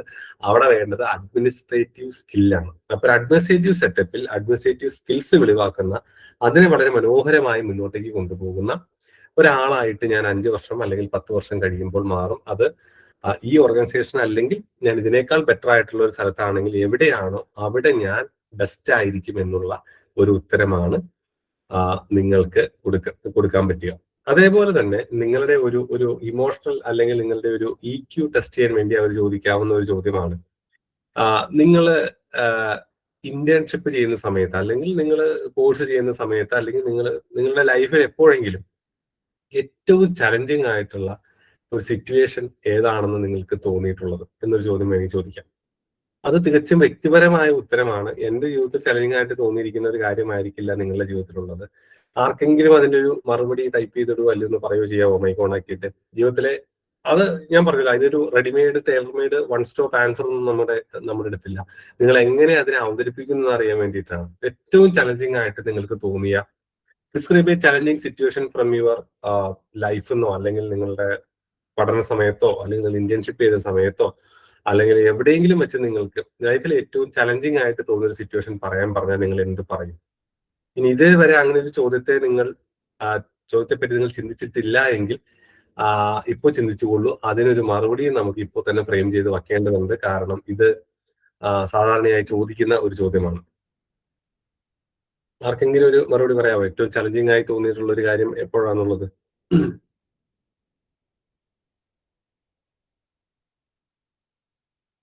ഇല്ല, ആർക്കും ഇല്ല. ചലഞ്ചസ് ഒന്നും ഇല്ല ആരുടെ ജീവിതത്തില്? അല്ലെങ്കിൽ ഒരു ബുദ്ധിമുട്ടുന്നവരെ സാമ്പത്തിക പ്രതിസന്ധിയിൽ അനുഭവിക്കാത്ത ആരെങ്കിലും കൂട്ടത്തിലുണ്ടോ? അല്ലെങ്കിൽ ജോലി ചെയ്യുന്നവരാണെങ്കിൽ നിലവിലുള്ള എംപ്ലോയർ പറയാണ് ഒരാഴ്ച കൂടി ഈ കമ്പനിയിൽ വന്നാൽ മതി, അടുത്ത ആഴ്ച മുതൽ വരണ്ട എന്നൊക്കെ പറഞ്ഞ സിറ്റുവേഷൻ ഉണ്ടാവുമല്ലോ. അല്ലെങ്കിൽ ഒരു വളരെ ക്രൂഷ്യൽ ആയിട്ടുള്ള ഒരു ഇന്റർവ്യൂ, ആ ഡേറ്റിൽ തന്നെ നിങ്ങളുടെ അച്ഛനോ അമ്മയ്ക്കോ അല്ലെങ്കിൽ നിങ്ങളുടെ വീട്ടിൽ ആർക്കെങ്കിലും ഒക്കെ ഒരു വയ്യായി വന്നിട്ട് നിങ്ങൾക്ക് ആ ഡെഡ് ലൈൻ അല്ലെങ്കിൽ ആ ഒരു ഇന്റർവ്യൂ നിങ്ങൾക്ക് മിസ്സായ ഒരു അനുഭവം ഒക്കെ ഉണ്ടാകും. നല്ലൊരു ഓപ്പണിംഗ് നിങ്ങൾക്ക് മിസ്സായ അനുഭവം ഉണ്ടാവും. അപ്പൊ അങ്ങനെ കുറെ ഡിമാൻഡിങ് ആയിട്ടുള്ള ചലഞ്ചിങ് ആയിട്ടുള്ള സിറ്റുവേഷൻസ് നിങ്ങളുടെ ജീവിതത്തിൽ ഉണ്ടായിട്ടുണ്ടാവും. സർ, എനിക്ക് ജോലി ചെയ്ത സമയത്ത് അങ്ങനെ ചലഞ്ചസ് കുറെ ഫേസ് ചെയ്യേണ്ടി വന്നിട്ടുണ്ട്. അരുൺ ഏത് ഫീൽഡിലാണ് ജോലി ചെയ്തുകൊണ്ടിരുന്നത്? ഞാൻ ഏറ്റവും മുമ്പ് കസ്റ്റമർ സർവീസിലായിരുന്നു. അപ്പോ അവിടെ വെച്ചിട്ട് ഞാൻ എത്തിസലാത്തിലാണ് വർക്ക് ചെയ്തോണ്ടിരുന്നത്. ദുബായ് ടെലികോമിൽ. അപ്പൊ അവിടെ എന്ന് പറഞ്ഞിട്ടുണ്ടെങ്കിൽ കുറെ കോൾ ഫ്ലോ വരികയായിരുന്നു. അപ്പൊ എനിക്ക് ഒരു ഫ്ലോർ വാക്കിനുള്ള ഒരു ഇതൊക്കെ തരും അവര്. അതായത് അങ്ങനത്തെ ഒരു ചാൻസ് ഒക്കെ തരും. ഈ കൂടുതൽ കോൾ ഫ്ലോ വരുന്ന സമയത്ത് ഫ്ലോർ വർക്ക് ചെയ്യാൻ പറഞ്ഞ് സൂപ്പർവൈസ് ചെയ്യാൻ പറഞ്ഞ്, അതായത് അങ്ങനെ തരും. അപ്പോ ഒരു പ്രാവശ്യം കുറെ കോൾ ഫ്ലോ വന്നപ്പോ 128, 125 അങ്ങനെ കോൾസ് വരാൻ തുടങ്ങി. അന്ന് ഈ റമദാൻ കഴിഞ്ഞിട്ട് അവധിയൊക്കെ കഴിഞ്ഞ ആൾക്കാര് അന്ന്, അതായത് പുറത്തിറങ്ങി തുടങ്ങുന്ന സമയമാണ്. അപ്പൊ അന്ന് ആ ദിവസം റമദാൻ കഴിഞ്ഞ ആ ദിവസം ഭയങ്കരമായിട്ട് കോൾ ഫ്ലോ വന്നു. അങ്ങനെ കുറെ കോൾ ഫ്ലോ വന്ന സമയത്ത് ഒരു ആരോഗന്റ് ആയിട്ടുള്ള ഒരു കസ്റ്റമർ വിളിച്ചു. എന്നിട്ട് ഭയങ്കരമായിട്ട്, അതായത് മാനേജേഴ്സിനൊക്കെ ഭയങ്കരമായിട്ട് അയാൾ ബാഡ് വേർഡ്സ് പറഞ്ഞു. അപ്പൊ പിന്നെ ആളുടെ സൂപ്പർവൈസറി കോൾ എനിക്കാണ് കിട്ടിയത്. അപ്പൊ എന്താണെന്നുള്ളത് അറിഞ്ഞു വന്നപ്പോ ആള് ഒരു പ്രീമിയം പാക്കേജ് ആണ് എടുത്തിരുന്നത്. ഒരു ഇ ലൈഫ് എന്ന് പറഞ്ഞൊരു കണക്ഷൻ ഉണ്ട് ആൾക്ക്. ഇ ലൈഫ് എന്ന് പറഞ്ഞാൽ ദുബായിലൊക്കെ ജോലി ചെയ്യണവർക്ക് അറിയണ്ടാവും. ഇ ലൈഫ് എന്ന് പറഞ്ഞിട്ടുണ്ടെങ്കിൽ നമ്മുടെ ഇവിടുത്തെ DTH സർവീസ് പോലത്തെ ഒരു സർവീസാണ്. അപ്പോ അവിടെ അത് പ്രീമിയം പാക്കേജ് ആണ് ആൾ എടുത്തിരുന്നത്. അപ്പൊ വെറുതെ ആൾക്ക് എന്ന് പറഞ്ഞിട്ടുണ്ടെങ്കിൽ 2 പ്രീമിയം പാക്കേജസിന്റെ ചാർജ് വരുമായിരുന്നു. അവിടുത്തെ ഒരു പ്രീമിയം പാക്കേജസിന്റെ ചാർജ് എന്ന് പറഞ്ഞാൽ തന്നെ നമ്മുടെ ഇന്ത്യയിലെ മണിയുടെ നമ്മുടെ ഒരു ദിവസം ശമ്പളമാണ്, അങ്ങനെ പറയാം. അപ്പൊ 2 പ്രീമിയം പാക്കേജിന്റെ ഇത് വരാന്ന് പറഞ്ഞിട്ടുണ്ടെങ്കിൽ ഇറ്റ് മീൻസ് എ ലോട്ട്. അപ്പൊ അത് കാരണം ആള് ഭയങ്കരമായിട്ട് എന്താ പറയാ ബാഡ് വേർഡ്സ് പറഞ്ഞ് എല്ലാരെയും കഴിഞ്ഞപ്പോ ഞാൻ ഇത് അന്വേഷിച്ച് വന്നപ്പോ അങ്ങനെയാണ്. അപ്പൊ ഞങ്ങൾ എന്ത് ചെയ്തു വെച്ചിട്ടുണ്ടെങ്കിൽ, അപ്പൊ അങ്ങനെയുള്ളവർക്ക് അവിടെ സ്പെഷ്യൽ ആയിട്ട് ഒരു കോംപ്ലിമെന്ററി ഓഫർ കരുതി വെച്ചിട്ടുണ്ട്. അപ്പൊ ഞാൻ ഇങ്ങനെ സംസാരിച്ചു വന്നപ്പോ, ഇംഗ്ലീഷിൽ സംസാരിച്ചു വന്നപ്പോ അവള് പറഞ്ഞു ഇങ്ങനെ ഒരു കോംപ്ലിമെന്ററി ഓഫർ ഉണ്ട്, അപ്പൊ ഇത് സാറ് അക്സെപ്റ്റ് ചെയ്യാമോ എന്ന് ഞാൻ ചോദിച്ചു. ഇങ്ങനെ കുറെ കൺവിൻസ് ചെയ്തതിന് ശേഷം അപ്പൊ പറഞ്ഞു നിങ്ങളുടെ സംസാരിക്കേണ്ട രീതിയും നിങ്ങൾ എന്നോട് പൊളൈറ്റ്ലി സംസാരിച്ചതുകൊണ്ട് ഞാൻ ഇത് സ്വീകരിക്കണു. ഓക്കെ, അപ്പൊ അത് അരുണിന്റെ ഒരു വലിയ വിജയമാണത്. കൺഗ്രാചുലേഷൻസ്. അത് എന്താണെന്നറിയോ, ഇപ്പോഴത്തെ ഒരു മാർക്കറ്റിംഗ് പ്രിൻസിപ്പിൾസ് നമ്മൾ പറയില്ല, കസ്റ്റമർ ഈസ് ദ കിങ് എന്നുള്ളത്. അപ്പോ ഒരിപ്പോ നമ്മളിപ്പോ ഒരു സിം പോർട്ട് ചെയ്യാൻ വേണ്ടി ഇപ്പോ ഒരു റിക്വസ്റ്റ് കൊടുത്താൽ പോലും അവർ നമ്മളെ വിളിക്കും. അപ്പൊ എന്ന് പറയുന്നത് പോലെ ഒരു കസ്റ്റമർ ആണെങ്കിൽ പോലും ഇപ്പൊ ലക്ഷക്കണക്കിന് കോടിക്കണക്കിന് സബ്സ്ക്രൈബേഴ്സ് ഉള്ള ഒരു ടെലികോം പ്രസ്ഥാനം എന്തിനാണ് ഒരു കസ്റ്റമർക്ക് വേണ്ടി ഇങ്ങനെ പിടിക്കുന്നതെന്ന് നോക്കുമ്പോൾ അരുണെ പോലുള്ള ആളുകൾ ചെയ്യുന്ന വർക്കിന്റെ ആ ഒരു ഡെഡിക്കേഷൻ നമുക്ക് മനസ്സിലാവും. നമുക്ക് ഓരോ കസ്റ്റമറും ഇമ്പോർട്ടന്റ് ആണ്. അത് വളരെ കറക്റ്റ് ആണ്. പലരും ഈ താഴെക്കിടയിലുള്ള നമ്മുടെ ഈ പ്രത്യേകിച്ച് ഈ കോൾ അറ്റൻഡ് ചെയ്യുക എന്ന് പറഞ്ഞു കഴിഞ്ഞാൽ എനിക്കതുമായി ബന്ധപ്പെട്ട് പറയാനുള്ളത്, എന്റെ കൂടെ ഞാനൊരു കരിയർ ഗൈഡൻസ് വിദഗ്ധനല്ല, ഞാൻ ഈ ഇന്റർവ്യൂ പ്രിപ്പറേഷൻ മോട്ടിവേഷൻ ക്ലാസ് ഒക്കെ എടുക്കുക എന്ന് പറഞ്ഞല്ലോ. അപ്പൊ ഞങ്ങളുടെ കരിയർ സാധാരണ ക്യാമ്പിലൊക്കെ എന്റെ കൂടെ ഞാനിപ്പോ ആ ഇൻഡസ്ട്രി കംപ്ലീറ്റ്ലി വിട്ടു സാർ. എന്നിട്ട് അതായത് ഇതെന്ന് പറഞ്ഞിട്ടുണ്ടെങ്കിൽ ഭയങ്കരമായിട്ട് ഒരു നമുക്കൊരു എന്താ പറയാ നല്ലൊരു ഫ്യൂച്ചർ എന്ന് പറയില്ലേ, അതിന് പറ്റിയൊരു ഫീൽഡ് അല്ല, അതെനിക്ക് മനസ്സിലായി. അപ്പൊ പിന്നെ ഞാനത് വിട്ടു. അതുകൊണ്ടാണ് അതിൽ നിന്ന് മാറിയത്. അതിൽ നിന്ന് മാറിയത്. പക്ഷെ അവര് എനിക്ക് അതായത് സൂപ്പർവൈസർ ആയിട്ട് ഇരിക്കാന്ന് പറഞ്ഞ ഓഫറൊക്കെ തന്നു, ഏറ്റവും ഈ എച്ച് എല്ലാത്തിന്റെ ഉള്ളിൽ. അപ്പൊ അതിന് ശേഷം എന്നാലും ഞാൻ വേറെ ഇതിലേക്ക് സ്വിച്ച് ചെയ്തു, വേറെ കസ്റ്റമർ സർവീസിലേക്ക് തന്നെ സ്വിച്ച് ചെയ്തു. അത് ജിയോ ആയിരുന്നു. അങ്ങനെ റിലയൻസിലൊക്കെ വർക്ക് ചെയ്തിട്ടുണ്ട് കുറച്ചു കാലം. പിന്നെ ഞാൻ നിലവിൽ അത് എവിടെയാണ് ക്വിറ്റ് വർക്ക് ചെയ്തു. ചെയ്യുന്നത്? ഇപ്പോഴോ? ആ, ഇപ്പൊ ഞാൻ വർക്ക് ചെയ്യുന്നില്ല. ഇപ്പൊ എനിക്ക് അതിന് ശേഷം ഒരു ട്യൂബർക്കുലോസിസ് വന്നു. അതിനുശേഷം അപ്പൊ അങ്ങനെയാണ് എന്റെ ജോബ് പോണത്. ഓക്കെ. അപ്പൊ അതിനുശേഷം ഞാനിവിടെ പിന്നെ കുറച്ചു കാലം പഠിക്കുകയായിരുന്നു. പിന്നെ ഞാൻ പിന്നെ സ്മാർട്ട് ഫീൽഡിൽ ജോയിൻ ചെയ്തു ഇപ്പൊ HR കോഴ്സിനായിട്ട്. ഓക്കെ. പിന്നെ ഇപ്പൊ ഞാൻ വീണ്ടും ജോലിക്ക് കയറണമെന്ന് വിചാരിക്കുകയാണ്. ഓക്കെ. അപ്പൊ അരുൺ ആ ഒരു കരിയർ ബ്രേക്കിന്റെ കാര്യം അവർ ചോദിച്ചു കഴിഞ്ഞാൽ കറക്റ്റ് ആയിട്ട് റീസൺ ഉണ്ട്. ട്യൂബർക്ലോസിസ് വന്നതുകൊണ്ട്, ഹെൽത്ത് ഇഷ്യൂ വന്നതുകൊണ്ടാണ് അരുൺ ധൈര്യമായിട്ട് പറയാം. എന്നാലും അങ്ങനെ ഹെൽത്ത് ഇഷ്യൂ വന്നുകൊണ്ടൊന്ന് ഞാൻ അങ്ങനെ കരിയർ ഗൈഡൻസ് ചെയ്യണവരോട് ചോദിച്ചപ്പോ അങ്ങനെ ഹെൽത്ത് ഇഷ്യൂ എന്ന് പറയരുതെന്ന് പറഞ്ഞു. അതൊരു ബാഡ് മാർക്കായിട്ട് അവർ കണക്കാക്കും. അതാണ് അപ്പൊ ഒരു പോസിറ്റീവ് എവിടെയെങ്കിലും. അതാ ഞാൻ പറയാം, ആദ്യം നമ്മളിപ്പോ ചിലര് പറയുന്ന കാര്യം ഞാൻ കല്യാണം കഴിഞ്ഞ് ചുമ്മാ ഇരുന്ന് പറയും. അപ്പൊ അതുകൊണ്ട് അതിനെ സാധൂകരിക്കുന്ന ഒരു സാധനം കൂടി കൂടുതലുണ്ട്. അരുൺ പറഞ്ഞൊരു കാര്യത്തോടെ എനിക്ക് കൂട്ടിച്ചേർക്കാനുള്ള ഒരു കാര്യം, ഈ ഞാൻ പറഞ്ഞല്ലോ ഞാൻ കരിയർ ഗൈഡൻസ് ചെയ്യുന്ന ഒരാളല്ല. അപ്പൊ കരിയർ ഗൈഡൻസിന് എന്റെ കൂടെ വർക്ക് ചെയ്യുന്ന, അല്ലെങ്കിൽ ഞങ്ങൾ ക്യാമ്പുകൾ എടുക്കുമ്പോൾ ഹാഫ് ഡേ സെഷൻ ഞാനും ഹാഫ് ഡേ സെഷൻ വേറൊരാൾ വരും. അപ്പൊ ആ സാർ എന്നോട് പറയാണ്, പുള്ളിക്ക് ഒരു ദിവസം 600 മുതൽ 800 വരെ കോളുകൾ വന്നിരുന്ന ഒരു സമയം ഉണ്ടായിരുന്നു. അതായത് പുള്ളിക്ക് വേറെ സ്റ്റാഫ് ഒന്നുമില്ല മാനേജ് ചെയ്യാൻ. ഈ മനുഷ്യൻ തന്നെയാണ് കരിയർ ഗൈഡൻസിന് വേണ്ടിയിട്ട് നല്ല പൈസ ഉണ്ടാക്കണ്ടായിരുന്നു. പുള്ളി ഒരു ദിവസം 600 മുതൽ 800 വരെ കോൾ ഒരാളുടെ ഫോണിലേക്ക് വരിക എന്ന് പറഞ്ഞു കഴിഞ്ഞാൽ, അപ്പൊ പുള്ളി പറയാണ് എനിക്ക് അത് താങ്ങാൻ പറ്റാത്തൊരവസ്ഥ വന്നപ്പോഴാണ് ഞാൻ അതിൽ നിന്ന് വിട്ടിട്ട് കുറച്ചു കാലം വെറുതെ നിന്നത് എന്ന് പറഞ്ഞു. അപ്പൊ ഇങ്ങനെ ഡൊമസ്റ്റിക് ആയിരിക്കും സാർ. ഡൊമസ്റ്റിക് ഡൊമസ്റ്റിക് ആണ്, ഇവിടെയുള്ള ആളുകളാണ്.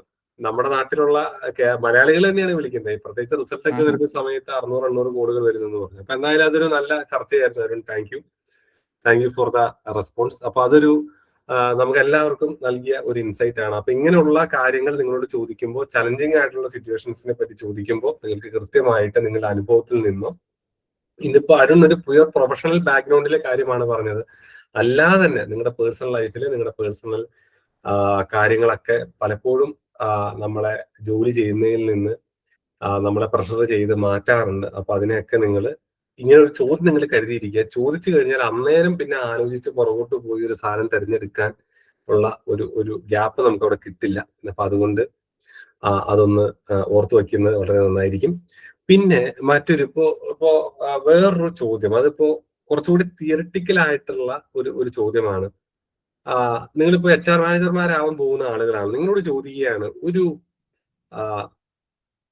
ജോബിലേക്ക് ഒരാളെ ഭാവിയിൽ നിങ്ങൾ റിക്രൂട്ട്മെന്റ് നടത്തുന്ന ആളുകളാണ് ആ ഇൻസ്റ്റിറ്റ്യൂട്ടിൽ ചേർന്ന ശേഷം, എങ്ങനെയാണ് ഒരു റിക്രൂട്ട്മെന്റ് എങ്ങനെയാണ് ഒരു സ്ഥാപനത്തിൽ നടക്കുക? ആ പ്രോസസ് ഒന്ന് എക്സ്പ്ലെയിൻ ചെയ്യാൻ പറ്റുമോ എന്ന് പറഞ്ഞാൽ നിങ്ങൾ എങ്ങനെയായിരിക്കും ആ ഉത്തരം ഒന്ന് ഫ്രെയിം ചെയ്യുക? അതായത് ഇപ്പൊ ഞങ്ങൾ ഇന്റർവ്യൂ ബോർഡിൽ ഇരുന്ന് നിങ്ങളെ സെലക്ട് ചെയ്യുന്നു. അപ്പൊ നിങ്ങൾക്ക് ഈ ഒരു പ്രോസസ്സ് എങ്ങനെയാണ് നടക്കുന്നത് എന്ന് നിങ്ങൾക്ക് അറിയാമോ? അല്ലെങ്കിൽ ഭാവിയിൽ നിങ്ങൾ അവിടെ ഇരിക്കേണ്ടതിന് പകരം ഈ കസറിൽ ഇരുന്നു കൊണ്ട് ഈ സ്ഥാപനത്തിലേക്ക് ആളുകളെ റിക്രൂട്ട് ചെയ്യുന്ന സമയത്ത് എന്തായിരിക്കും ഒരു റിക്രൂട്ട്മെന്റിന്റെ ലൈഫ് സൈക്കിൾ എന്ന് പറയുന്ന ഒരു സാധനം? പലപ്പോഴും അത് പലരും തെറ്റിക്കുന്ന ഒരു സംഭവമാണ്. അതിന്റെ ഒരു കറക്റ്റ് ആയിട്ടൊരു ഫ്ലോ എന്ന് പറഞ്ഞു കഴിഞ്ഞാൽ, ഞാൻ വേണമെങ്കിൽ ജസ്റ്റ് ഒന്ന് ബ്രീഫായിട്ടൊന്ന് പറഞ്ഞു തരാം. അതിന് ആദ്യം നമ്മൾ പറയുക ജോബ് റിക്വസിഷൻ എന്നാണ്. ഒരു ജോബിന്റെ ഒരു ആവശ്യകത ആ കമ്പനിക്ക്, അല്ലെങ്കിൽ ഒരു എംപ്ലോയി വേണം എന്നുള്ള ഒരു നീഡ് ആ കമ്പനി തിരിച്ചറിയുന്നു. അതിനുശേഷം സോഴ്സിംഗ് എന്ന് പറയും. സോഴ്സിംഗ് എന്ന് പറഞ്ഞു കഴിഞ്ഞാൽ നമ്മളെപ്പോലുള്ള ജോബ് സീക്കേഴ്സിനെ അവര് ഇന്റർവ്യൂ എന്ന് പറയുന്ന പ്രോസസ്സിലേക്ക് കൊണ്ടുവരുന്ന ആ ഒരു കാര്യത്തിനാണ് സോഴ്സിംഗ് എന്ന് പറയുന്നത്. അതിനുശേഷമാണ് സ്ക്രീനിങ് എന്ന് പറയുന്നത്. ഒത്തിരി പ്രൊഫൈൽ ഉണ്ടാവും. ഒരു 100 വേക്കൻസി ഉണ്ടെങ്കിൽ ചിലപ്പോൾ 10,000 ആപ്ലിക്കേഷൻസ് വന്നിട്ടുണ്ടാവും. അപ്പൊ അതിനെ സ്ക്രീൻ ചെയ്യുന്ന ഒരു പരിപാടിയുണ്ട്. അതിനുശേഷമാണ് അത് ഷോർട്ട് ലിസ്റ്റ് ചെയ്യുക. അതായത് എല്ലാ ആപ്ലിക്കേഷനും തറവായി അവർ പഠിച്ചതിന് ശേഷം, ഇപ്പൊ ആ വർക്കൊക്കെ മെഷീൻ ലേണിംഗ് വഴി അല്ലെങ്കിൽ ആർട്ടിഫിഷ്യൽ ഇന്റലിജൻസ് വഴി കമ്പ്യൂട്ടറിനാണ് ചെയ്യുന്നത്. മനുഷ്യരിന്ന് ചെയ്യാൻ അസാധ്യമാണ്, കാരണം അത്രത്തോളം ആപ്ലിക്കേഷൻസ് ആണ് വരുന്നത്. അപ്പൊ അതിനെ ഷോർട്ട് ലിസ്റ്റ് ചെയ്യണം. ഷോർട്ട് ലിസ്റ്റ് ചെയ്ത ശേഷം ഇന്റർവ്യൂവിന് ഒരു കോർഡിനേഷൻ വഴി, ഒരുപാട് പേരുടെ കോർഡിനേഷൻ വഴി ഒരു കളക്റ്റീവ് എഫേർട്ട് എന്ന രീതിയിൽ ഒരു ഇന്റർവ്യൂ നടത്തുന്നു. അതിനുശേഷം അവർക്ക് ഓഫർ ലെറ്റർ കൊടുക്കുന്നു.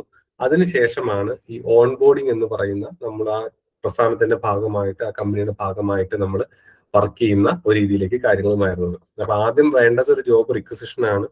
പിന്നെ വേണ്ടത് സോഴ്സിംഗ് എന്ന് പറയുന്ന സംഭവമാണ്. അതിനുശേഷമാണ് സ്ക്രീനിങ് വരുന്നത്, ഫോളോഡ് ബൈ ഷോർട്ട് ലിസ്റ്റിംഗ്. പിന്നീടാണ് ഇന്റർവ്യൂ നടത്തപ്പെടുന്നത്. അതിനുശേഷമാണ് ഒരു ഓഫർ ലെറ്റർ കൊടുക്കുന്നത്. അതിനുശേഷമാണ് ആ എംപ്ലോയിയെ ആ സ്ഥാപനത്തിന്റെ ഭാഗമാക്കി മാറ്റുന്നത്.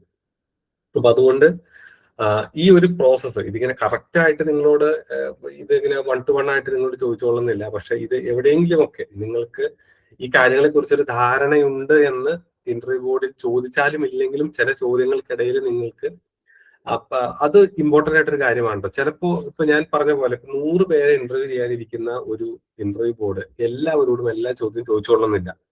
അപ്പോൾ നിങ്ങളുടെ മറുപടികളിലൂടെ എന്ന് കരുതി ഓവർ സ്മാർട്ടസ് കളിക്കണമെന്നോ അങ്ങോട്ട് കയറി ഹെഡ് ചെയ്തെല്ലാം പറയണമെന്നോ ഒന്നല്ല.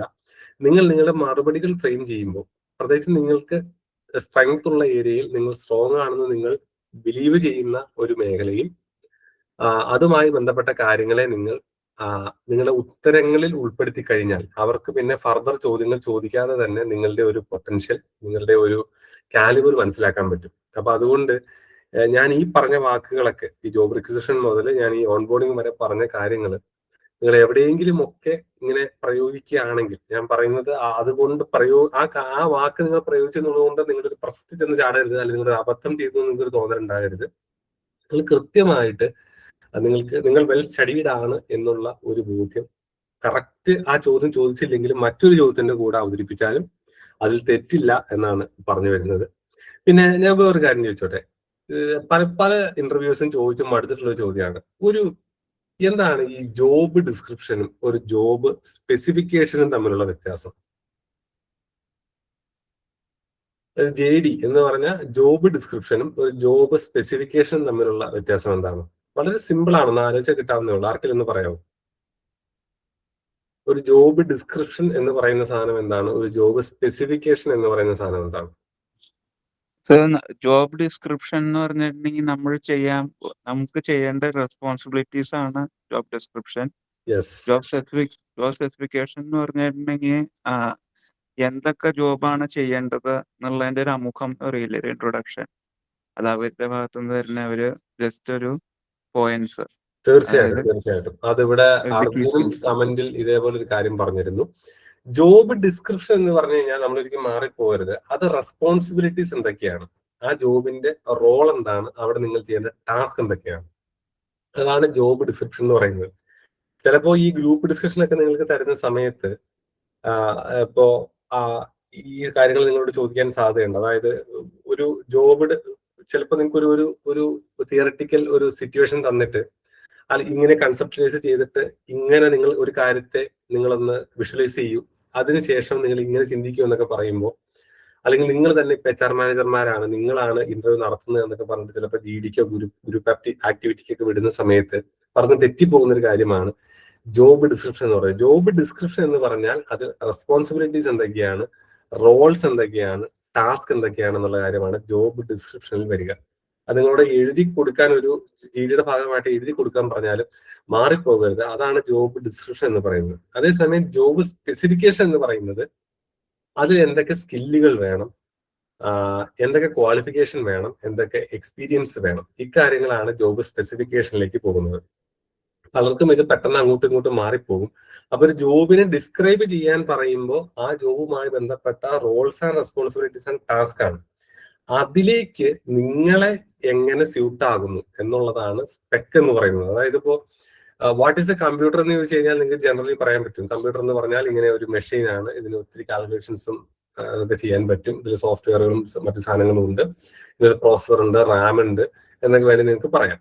അതേസമയം നിങ്ങൾ ഏത് കമ്പ്യൂട്ടറാണ് വാങ്ങിക്കേണ്ടത് എന്ന് ചോദിക്കുമ്പോൾ നമ്മൾ പറയും ഇതിന് Core i3 അല്ലെങ്കിൽ i5 പ്രോസസർ ഉള്ള കമ്പ്യൂട്ടർ വേണം, 8GB റാം വേണം, അതിന്റെ മദർ ബോർഡിന്റെ ഗ്രാഫിക്സിന് ഇന്ന സ്പെക്ക് വേണം, ഡിസ്പ്ലേക്ക് ഇത്ര സൈസ് വേണം എന്നൊക്കെ പറഞ്ഞിട്ട് നമ്മൾ കൊടുക്കും. അപ്പൊ അതുകൊണ്ട് ഒരു കമ്പ്യൂട്ടർ എന്താണെന്ന് ജനറലി നമ്മൾ സംസാരിക്കുന്ന ഒരു ഇലക്ട്രോണിക് ഡിവൈസിനെ പറ്റി സംസാരിക്കുന്ന കാര്യത്തിനാണ് അതിന്റെ ഡിസ്ക്രിപ്ഷൻ എന്ന് പറയുന്നത്. സ്പെസിഫിക്കേഷൻ എന്ന് പറയുന്നത് വളരെ ടു ദ പോയിന്റ് ആയിട്ടുള്ള കാര്യങ്ങളാണ്. എന്ന് പറഞ്ഞ പോലെ തന്നെ ജോബ് ഡിസ്ക്രിപ്ഷൻ എന്ന് പറയുമ്പോൾ ആദ്യം പറഞ്ഞ പോലത്തെ ഒരു ജനറൽ ആയിട്ടുള്ള അവയർനെസ് രീതിയിലുള്ള കാര്യങ്ങളാണ് ഇതിനകത്ത് വരിക. സ്പെസിഫിക്കേഷനിലാണ് നമുക്ക് എന്തൊക്കെ സ്കില്ലുകളും ക്വാളിഫിക്കേഷനും ഉണ്ടെങ്കിൽ ഈ ജോബിലേക്ക് എത്താൻ പറ്റുമെന്ന് പറയും.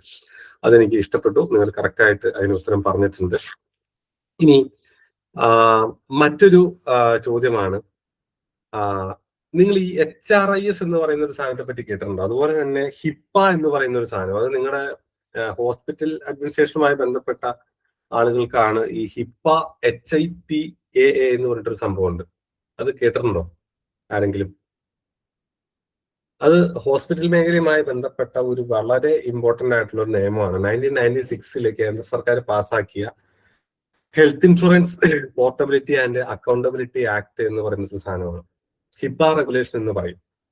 അതേപോലെ തന്നെ നിങ്ങൾ ഈ NABH എന്ന് കേട്ടിട്ടുണ്ടോ? NABH എന്താണ്? NABH ഈ ഹോസ്പിറ്റൽ അഡ്മിനിസ്ട്രേഷൻ പഠിച്ച ആരും കൂടുതൽ അറിയില്ല. National accreditation board for health.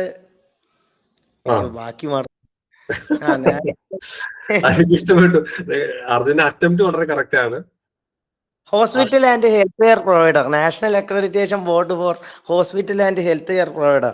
അതുകൂടെ ഒരാള് കമന്റ് ഇട്ടിട്ടുണ്ട്. Thank you. എന്തായാലും അർജുന്റെ വളരെ എനർജറ്റിക് ആയിട്ടുള്ള റെസ്പോൺസിന് താങ്ക് യു.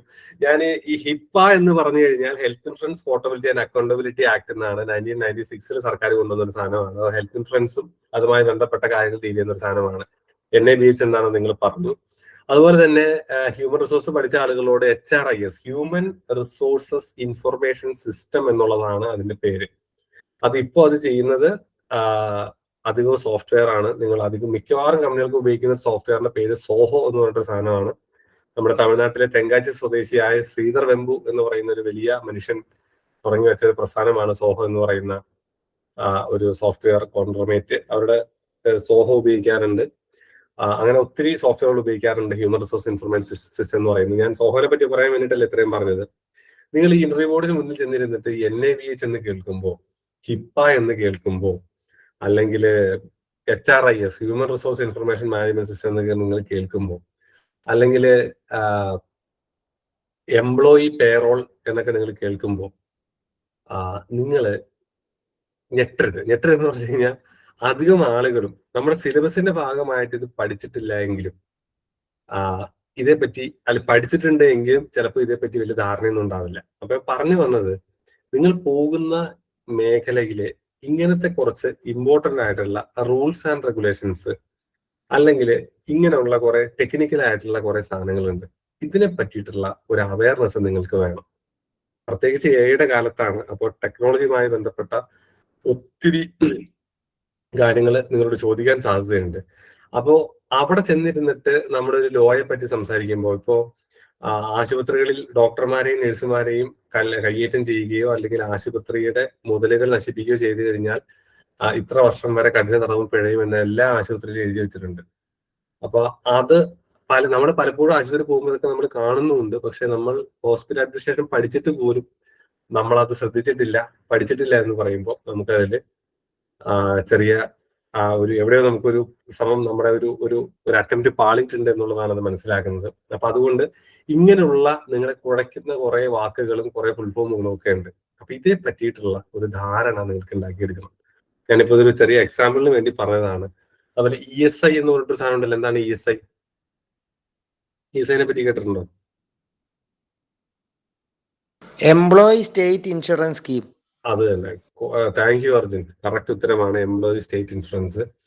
അത് ESI ആനുകൂല്യങ്ങൾ കൊടുക്കുന്ന ചില ആശുപത്രികൾ നമ്മുടെ നാട്ടിലുണ്ട്. അവിടെ പോയി കഴിഞ്ഞാൽ വളരെ നോമിനൽ ഫീസിൽ അത് അൺഓർഗനൈസ്ഡ് സെക്ടറിൽ ജോലി ചെയ്യുന്ന അല്ലെങ്കിൽ കമ്പനികളിലൊക്കെ ജോലി ചെയ്യുന്ന ജീവനക്കാർക്ക് അവർക്ക് എന്തെങ്കിലും ഒരു ഹെൽത്ത് കെയർ എമർജൻസി വന്നു കഴിഞ്ഞാൽ വളരെ നോമിനൽ കോസ്റ്റിൽ ചികിത്സ പ്രൊവൈഡ് ചെയ്യുന്ന ഒരു സംവിധാനമാണ്.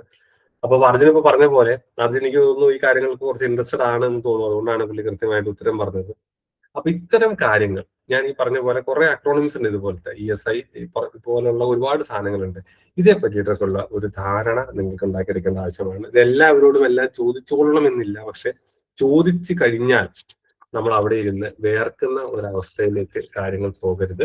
അത് കൃത്യമായിട്ട് നിങ്ങൾ മനസ്സിലാക്കണം. അതോടൊപ്പം തന്നെ ഹോസ്പിറ്റൽ അഡ്മിനിസ്ട്രേഷൻ പഠിച്ച ആളുകളോട് പറയാണ്, ഈ നിങ്ങളല്ല ചികിത്സിക്കുന്നത്, നിങ്ങളല്ല നേഴ്സ്, നിങ്ങളല്ല ഡോക്ടർ, നമുക്കറിയാം. പക്ഷെ നിങ്ങളോട് പലപ്പോഴും പല ഇപ്പൊ നിങ്ങൾ യൂട്യൂബിലുള്ള മോക്ക് ഇന്റർവ്യൂസ് എടുത്ത് നോക്കിയാലും അറിയാം, ഒരു ഹോസ്പിറ്റലിലെ വർക്ക് ഫ്ലോ എങ്ങനെയാണ്. ഒരു ഒ പിയിൽ വരുന്ന ഒരു പേഷ്യന്റിനെ IP ഇൻപേഷ്യന്റ് ആക്കി മാറ്റുമ്പോൾ എന്തൊക്കെ പ്രോസസ്സാണ് അതിലുള്ളത്, അതിന്റെ വർക്ക് ഫ്ലോ ഒന്ന് പറയാമോ എന്ന് പറഞ്ഞു കഴിഞ്ഞാൽ ഈ കൂട്ടത്തിൽ ആർക്കെങ്കിലും അത് കൃത്യമായിട്ട് പറയാൻ പറ്റുമോ? നിങ്ങളുടെ സിലബസിന്റെ ഭാഗമായിട്ട് ഇത് പഠിച്ചിട്ടുണ്ടായിരുന്നോ ഈ കാര്യങ്ങളൊക്കെ? ഒരു ഒ പിയിൽ വരുന്ന ഒരു പേഷ്യന്റിനെ എങ്ങനെയാണ് ഒരു IP മാറ്റുക, അതിൽ നിങ്ങളുടെ റോൾ എന്തൊക്കെയാണെന്നൊക്കെ നിങ്ങൾ പഠിച്ചായിരുന്നു? അത് ഈ പേഷ്യന്റ് കോർഡിനേഷൻ എങ്ങനെ നടത്തണം, ലൈസൺ വർക്ക് എങ്ങനെ നടത്തണം? ഇപ്പൊ മിക്കവാറും ആശുപത്രികളിലൊക്കെ നമ്മൾ ചെന്ന് കഴിഞ്ഞാൽ നമുക്കിപ്പോ ഒരു പ്രതിസന്ധി ഉണ്ട്, ഒരു രോഗമുണ്ടെങ്കിൽ നമ്മളെ അഡ്മിഷൻ എടുക്കുന്നതിന് മുമ്പ് അവിടെ കൗൺസിലിങ്ങിന് വിധേയമാണ്.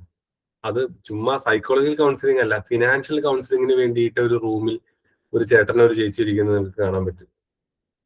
അതായത് ഈ ആശുപത്രിയിൽ നിങ്ങളെ ഇങ്ങനെ അഡ്മിറ്റ് ചെയ്ത് ഇന്ന രോഗങ്ങളിൽ ഉണ്ട്, നിങ്ങൾക്ക് ഇതിന് ചികിത്സ തരണം, അല്ലെങ്കിൽ സർജറി ചെയ്യണമെങ്കിൽ ഇത്ര പൈസ നിങ്ങൾക്ക് ചിലവാകും, നിങ്ങളുടെ കയ്യിൽ പൈസ ഇല്ലെങ്കിലും സാരമില്ല, ഇന്ന കാര്യങ്ങളൊക്കെ അതിനകത്ത് അവൈലബിൾ ആണ്, നിങ്ങൾക്ക് പൈസ വേണമെങ്കിൽ അങ്ങനെ ഉണ്ടാക്കിയെടുക്കാം, അല്ലെങ്കിൽ നിങ്ങൾക്ക് ഹെൽത്ത് ഇൻഷുറൻസ് ഉണ്ടെങ്കിൽ അതിനെ ഈ ആശുപത്രി സപ്പോർട്ട് ചെയ്യുന്നുണ്ട് എന്നൊക്കെ പറഞ്ഞാൽ, പണ്ടത്തെ പോലെ ഒരു ആശുപത്രി ചെന്നിട്ട് ഡോക്ടർ പറയാണ് അങ്ങനെ അഡ്മിഷൻ കൊടുത്തേക്കാം, പനിയോ എന്നാൽ 2 ദിവസം കിടക്കട്ടെ എന്നുള്ള രീതിയിലേക്കല്ല ഇപ്പൊ പ്രൊഫഷണൽ സെറ്റപ്പിൽ പ്രത്യേകിച്ച് കോർപ്പറേറ്റ് ആശുപത്രി ഏറ്റെടുത്ത് പോകുന്നത്. അതിന് ഒത്തിരി പ്രോസസ്സുകളുണ്ട്.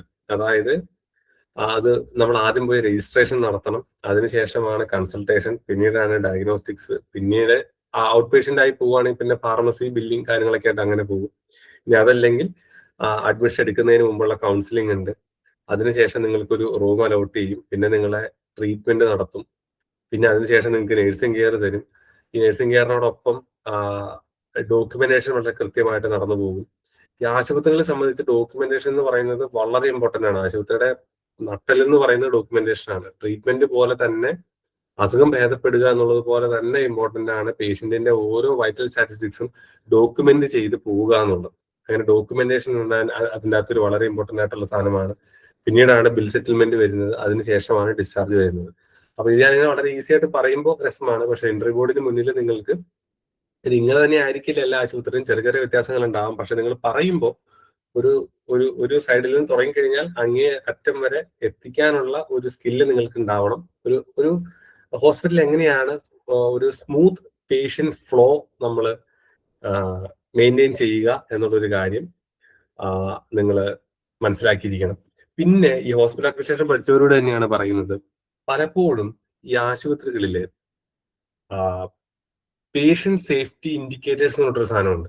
അതിപ്പോ വളരെ ഇമ്പോർട്ടന്റ് ആണ്. അതായത് ചില ആശുപത്രിയിൽ നിങ്ങൾ ചെന്ന് കഴിഞ്ഞാൽ അറിയാം, പലയിടത്തും ബോർഡുകൾ വെച്ചിട്ടുണ്ടാവും നിയറസ്റ്റ് ക്രാഷ് കാർട്ട് എന്ന് പറഞ്ഞിട്ട്. ഇതൊന്നും ഞാൻ ഈ ഇന്റർവ്യൂവിന്റെ ഇതിനു വേണ്ടി പ്രിപ്പയർ ചെയ്തപ്പോൾ കിട്ടിയതല്ല, ഞാൻ പല ആശുപത്രിയിലും പോകുമ്പോൾ കണ്ടിട്ടുള്ള സാധനമാണ്.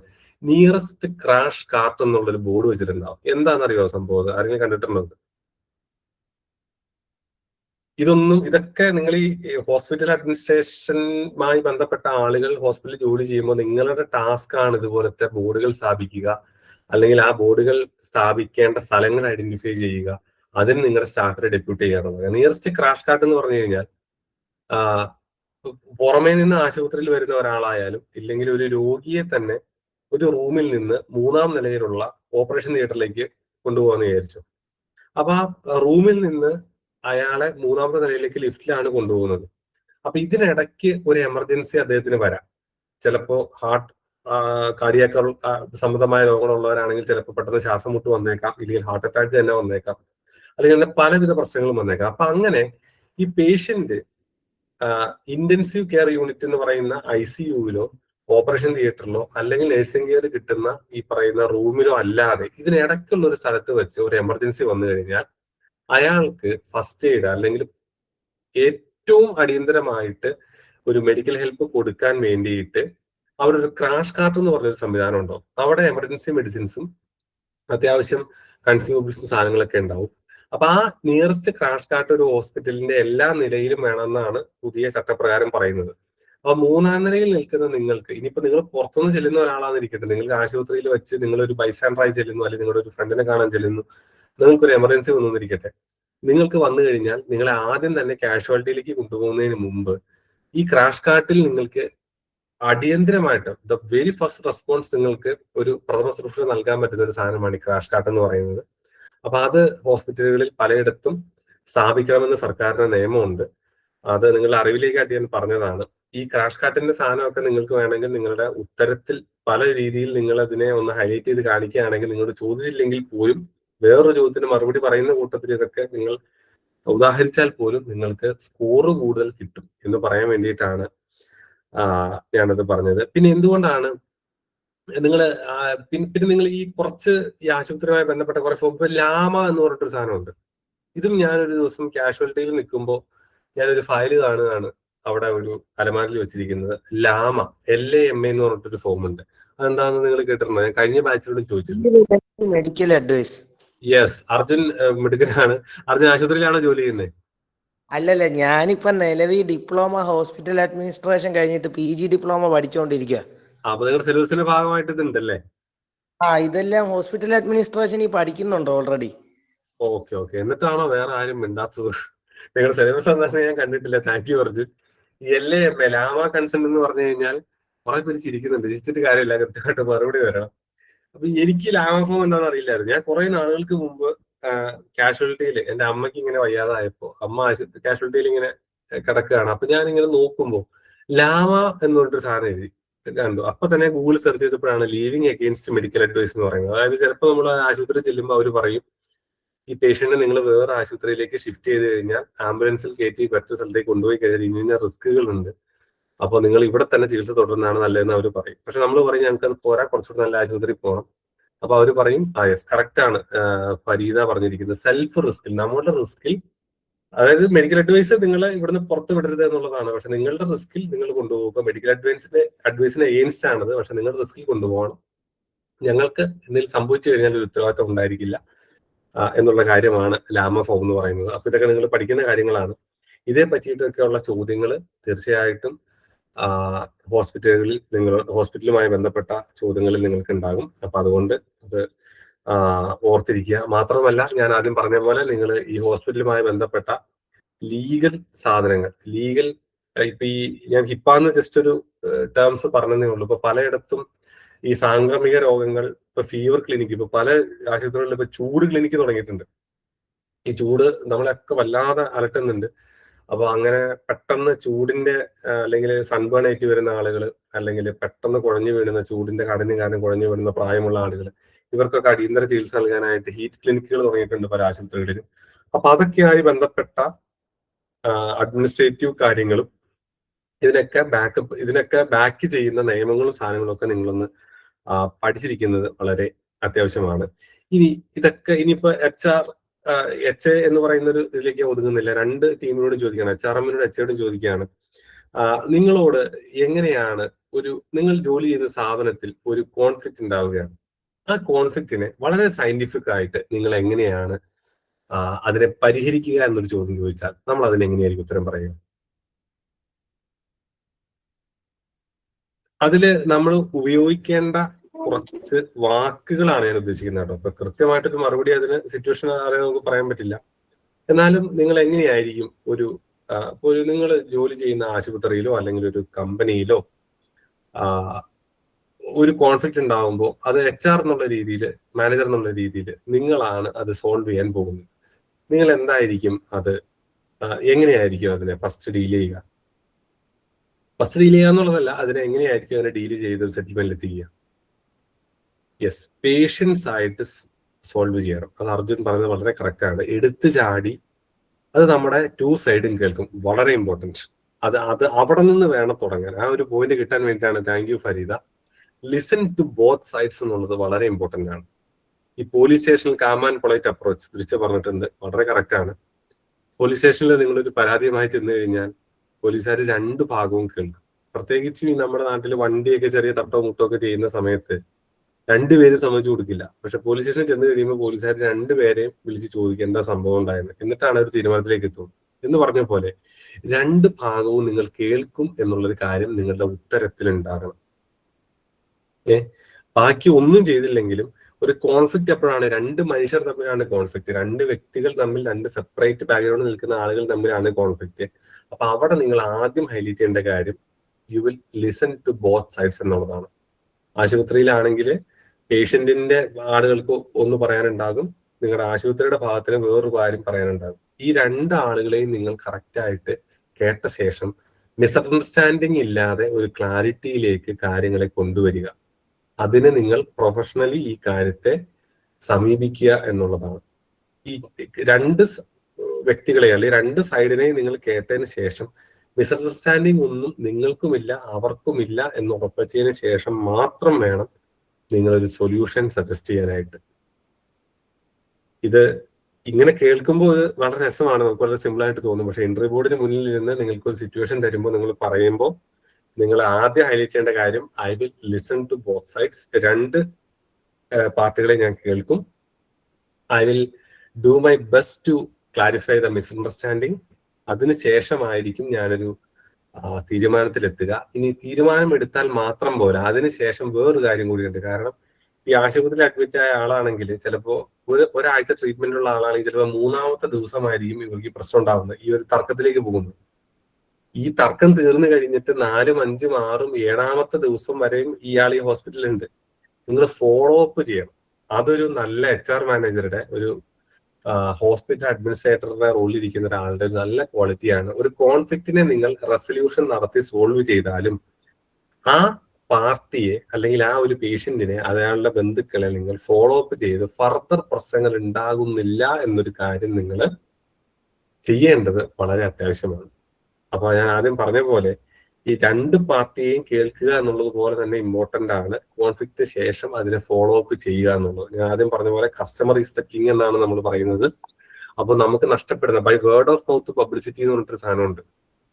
ഒന്നും വേണ്ട, ഒരു ആശുപത്രിയെ പറ്റി അല്ലെങ്കിൽ നിങ്ങളുടെ ഒരു സ്ഥാപനത്തെ പറ്റി, നിങ്ങളുടെ ഒരു ഹോട്ടൽ നടത്തുകയാണ്, നിങ്ങളൊരു വലിയ റിസോർട്ട് നടത്തുകയാണ്, 5-10 പേര് by word of mouth publicity കൊടുത്താൽ മതി. ഇവിടെ പ്രത്യേകിച്ച് സംഭവമൊന്നുമില്ല, വളരെ അൺപ്രൊഫഷണൽ ആയിട്ടാണ്, അത് വലിയ കാര്യമൊന്നുമില്ല, ചുമ്മാ അവർക്ക് തട്ടിപ്പാണ്, 10 പേര് പറഞ്ഞു കഴിഞ്ഞാൽ നിങ്ങൾക്ക് 10 പേരാണ് പറയുന്നതെങ്കിൽ നിങ്ങൾക്ക് നഷ്ടപ്പെടാൻ പോകുന്നത് 100-500 കസ്റ്റമേഴ്സിനെ ആയിരിക്കും.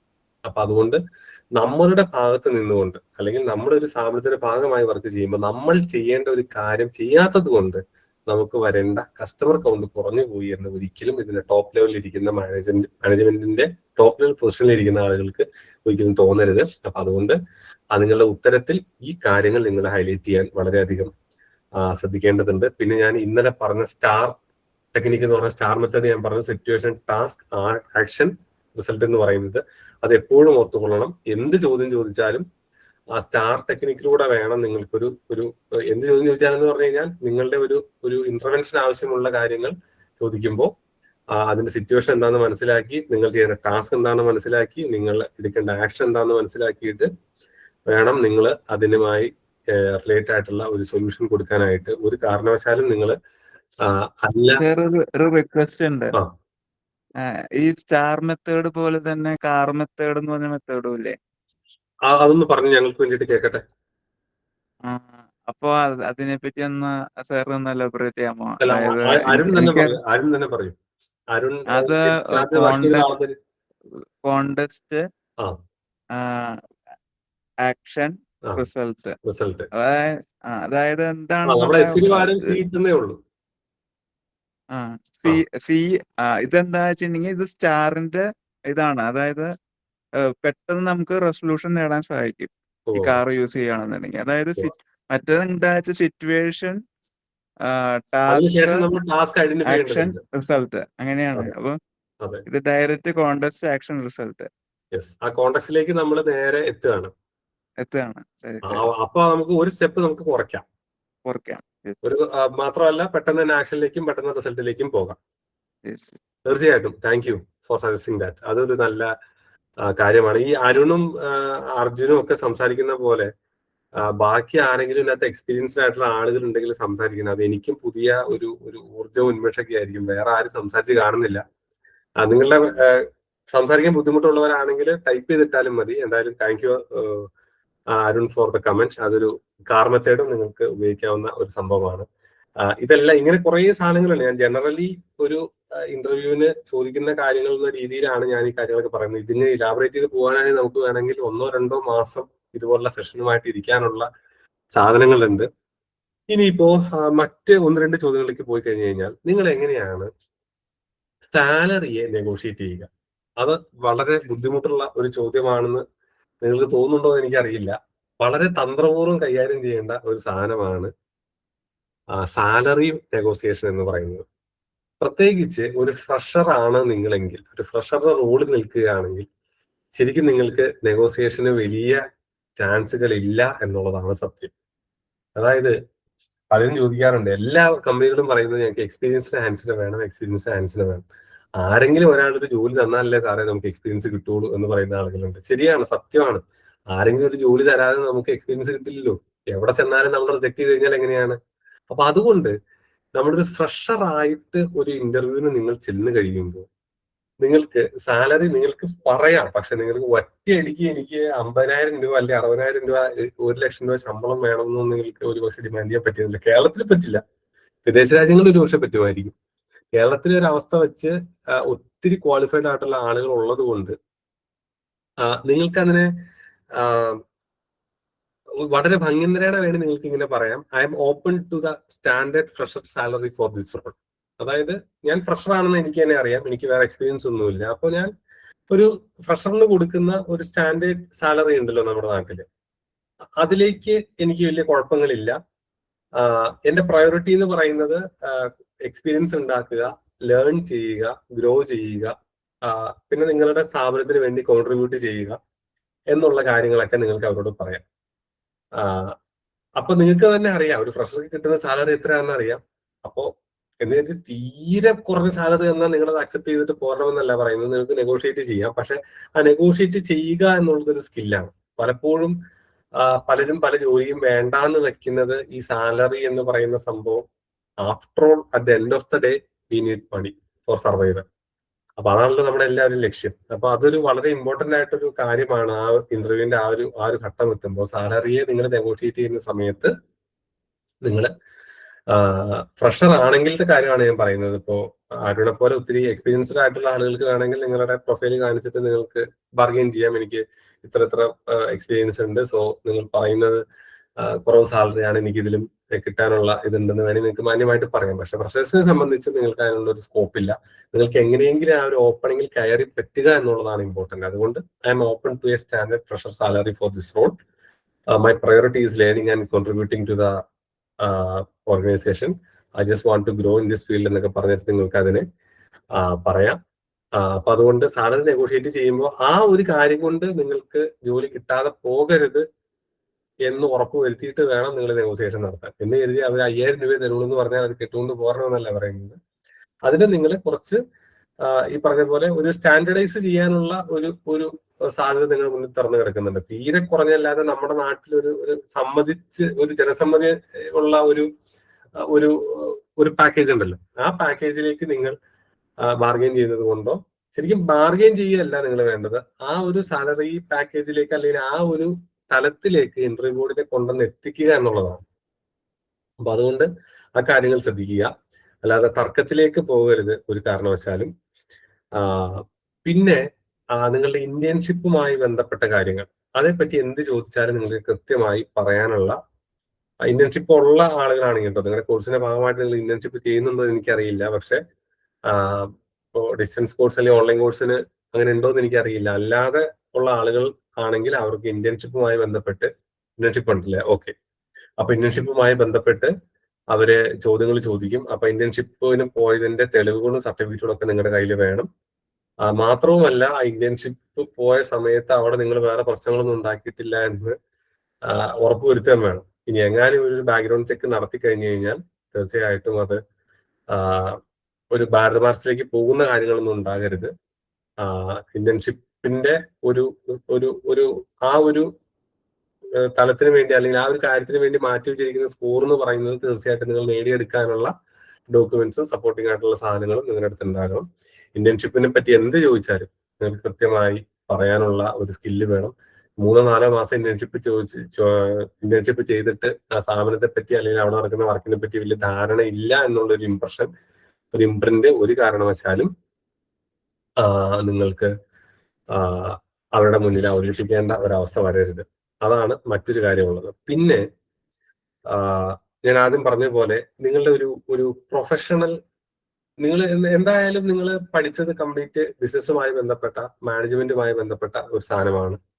അപ്പോ നിങ്ങൾ എങ്ങനെയാണ് നിങ്ങളുടെ ഒരു പ്രൊഫഷണൽ ഐഡന്റിറ്റി കീപ്പ് ചെയ്യുക എന്ന് ചോദിച്ചാൽ എങ്ങനെയായിരിക്കും നിങ്ങൾ ഉത്തരം പറയുക?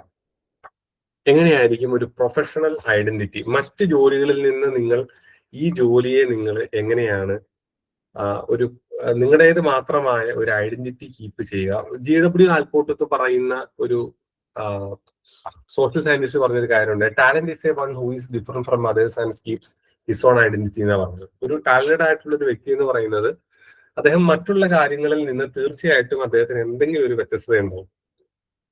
ആ വ്യത്യസ്തതയായിരിക്കും അദ്ദേഹത്തിന്റെ ഐഡന്റിറ്റിയെ റൂട്ട് ചെയ്ത് നിർത്തുന്നത്, അല്ലെങ്കിൽ അദ്ദേഹത്തിന്റെ ഐഡന്റിറ്റിയെ എന്താ പറയുന്നത്, ബൂസ്റ്റ് ചെയ്യുന്നത്, അല്ലെങ്കിൽ ഐഡന്റിറ്റിയെ മറ്റുള്ളവരുടെ മുന്നിൽ വളരെ മനോഹരമായി അവതരിപ്പിക്കുന്നു.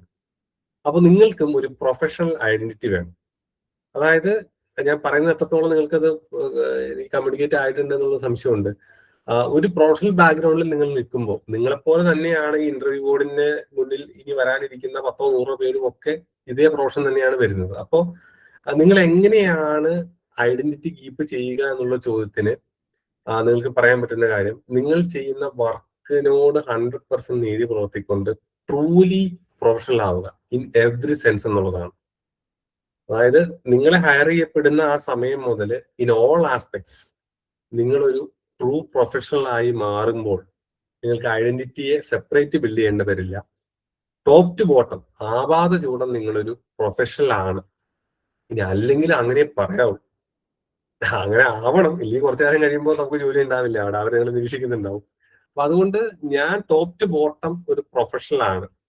ഈ പ്രൊഫഷനിലേക്ക് ഞാൻ ഇറങ്ങി കഴിഞ്ഞു കഴിഞ്ഞാൽ ഐ ആം 100% പ്രൊഫഷണൽ എന്നുള്ള ഒരു ഉത്തരമാണ് നിങ്ങൾക്ക് കൊടുക്കാൻ പറ്റുക. അതും ഒന്ന് മനസ്സിൽ വെക്കുക. പിന്നെ നിങ്ങളോട് ചോദിക്കാവുന്ന ഒരു ചോദ്യമാണ് വാട്ട് മോട്ടിവേറ്റ്സ് യു. അതിപ്പോ പലർക്കും പല ഉത്തരങ്ങളായിരിക്കും. നിങ്ങളെ എന്താണ് മോട്ടിവേറ്റ് ചെയ്യുന്നത്? വാട്ട് മോട്ടിവേറ്റ്സ് യു എന്ന് പറഞ്ഞാൽ നിങ്ങൾ എന്തായിരിക്കും പറയുക? രാവിലെ വീട്ടിൽ നിന്ന് ഇറങ്ങിപ്പോരാ, വൈകിട്ട് ചെന്നാൽ മതി, അത്ര നേരം വീട്ടിലിരിക്കണ്ടല്ലോ എന്നുള്ള ഒരു as per the hospital norms. അതിന് മുമ്പുള്ള ചോദ്യത്തിനുള്ള ഉത്തരമായിരിക്കും ദൃശ്യം പറഞ്ഞത്. ഈ വാട്ട് മോട്ടിവേറ്റ്സ് യു എന്നുള്ളതിന് എന്തായിരിക്കും നിങ്ങൾക്കൊരു ഉത്തരം പറയാൻ പറ്റുക? അതിനൊരു ടൈലർ മെയ്ഡ് ഉത്തരവൊന്നുമില്ല.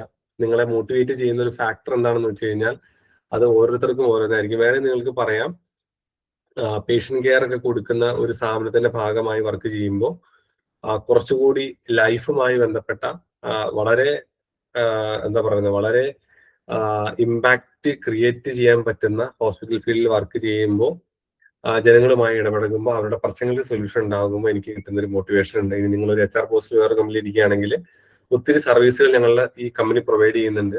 അപ്പൊ ഈ കമ്പനിയുടെ പാർട്ടായി നിൽക്കുമ്പോൾ എനിക്കിതൊരു പ്രൊഫഷൻ മാത്രമല്ല, ഇതൊരു സർവീസ് കൂടിയാണ്. അല്ലെങ്കിൽ നമ്മൾ ചെയ്യുന്ന ഈ ഒരു ഓർഗനൈസേഷൻ സ്ട്രക്ചറിൽ നിന്നുകൊണ്ട് നമ്മൾ ചെയ്യുന്ന ഈ കാര്യങ്ങൾ it's creating long lasting impressions in society. ഇപ്പോ നമ്മൾ കോവിഡിന്റെ സമയത്ത് ഐനോക്സ് എന്ന് പറഞ്ഞിട്ടൊരു കമ്പനിയെ പറ്റി ഇതിനു മുമ്പ് നമ്മൾ കേട്ടിട്ടില്ല. PVR ഐനോക്സ് എന്ന് പറയുന്ന സിനിമയുടെ കാര്യമല്ല ഞാൻ പറയുന്നത്, അത് വേറെ ഐനോക്സ് ആണ്. അല്ലാതെ ഐനോക്സ് എന്ന് പറഞ്ഞിട്ട് ഇന്ത്യയിലെ ഏറ്റവും വലിയ ഓക്സിജൻ മാനുഫാക്ചറിങ് കമ്പനിയാണ്. ഈ കോവിഡിന്റെ സമയത്താണ് ശരിക്കും നമ്മൾ ഈ ഐനോക്സ് എന്ന് പറയുന്ന ഒരു ബ്രാൻഡിന്റെ മൂല്യം നമ്മൾ മനസ്സിലാക്കിയത്. ഞാനും അതിനുശേഷമാണ് ഈ ബുള്ളറ്റ് ടാങ്കറുകൾ നമ്മുടെ ഹൈവേയിലൂടെ പോകുമ്പോൾ പലതിലും ഐനോക്സ് എഴുതി വെച്ചിട്ടുണ്ട്. അതുവരെ ഞാനും ശ്രദ്ധിക്കാത്തൊരു കാര്യമാണ്. അപ്പൊ ഐനോക്സിന്റെ ട്രക്കുകൾ തലങ്ങും വിലങ്ങും നമ്മുടെ ഹൈവേയിലൂടെ എല്ലാ ദിവസവും പോകുന്നുണ്ടെങ്കിലും കോവിഡ് എന്ന് പറയുന്ന ഒരു മഹാമാരി വരേണ്ടി വന്നു നമുക്ക് ഓക്സിജന്റെ വില അറിയാം. അല്ലെങ്കിൽ മെഡിക്കൽ ഓക്സിജൻ കറക്റ്റ് സമയത്ത് ആശുപത്രികളിൽ എത്തിക്കേണ്ടതിന്റെ ഒരു ആവശ്യകത നമ്മൾ കൃത്യമായിട്ട് മനസ്സിലാക്കിയത് കോവിഡ് ബാധിച്ച ആളുകൾ ശ്വാസത്തിന് വേണ്ടി പെടുന്നപ്പോഴാണ്. അപ്പൊ ഐനോക്സിന്റെ എഞ്ചിനീയർമാര് അവരെ സല്യൂട്ട് ചെയ്യുന്ന ഒരു വീഡിയോ ഞാൻ ആ സമയത്ത് കണ്ടിരുന്നു. അതായത് ഒരു ഹോസ്പിറ്റലിൽ ബാക്കിയുള്ള എല്ലാ സംവിധാനങ്ങളും ഉണ്ട്, സകലമാന state of the art cutting edge ടെക്നോളജികളും അവിടെയുണ്ട്. പക്ഷെ ഓക്സിജൻ ഇല്ലെങ്കിൽ ആ സമയത്ത് ഒരു ഹോസ്പിറ്റലിലും വർക്ക് ചെയ്യുക. കാരണം കോവിഡ് പേഷ്യൻസിനെ കൊണ്ട് നിറയുകയാണ്, ICUകളും അല്ലാത്ത ബെഡുകളും എല്ലാം കോവിഡ് പേഷ്യൻസിനെ കൊണ്ട് നിറയുകയാണ്. ഇവർക്ക് ശ്വാസം മുട്ടുമ്പോൾ കൊടുക്കാൻ സപ്ലൈ ചെയ്യാനുള്ള ഓക്സിജൻ അവർക്ക് സ്റ്റോക്ക് ഇല്ല, അല്ലെങ്കിൽ വരുന്ന ഓക്സിജൻ പെട്ടെന്ന് തീർന്നു പോവുകയാണ്. അപ്പൊ ഐനോക്സ് പോലൊരു ബ്രാൻഡ്, ഒരു വലിയ അതൊരു ബിസിനസ് മാത്രമല്ല, ഒരു സർവീസ് കൂടിയാണ്.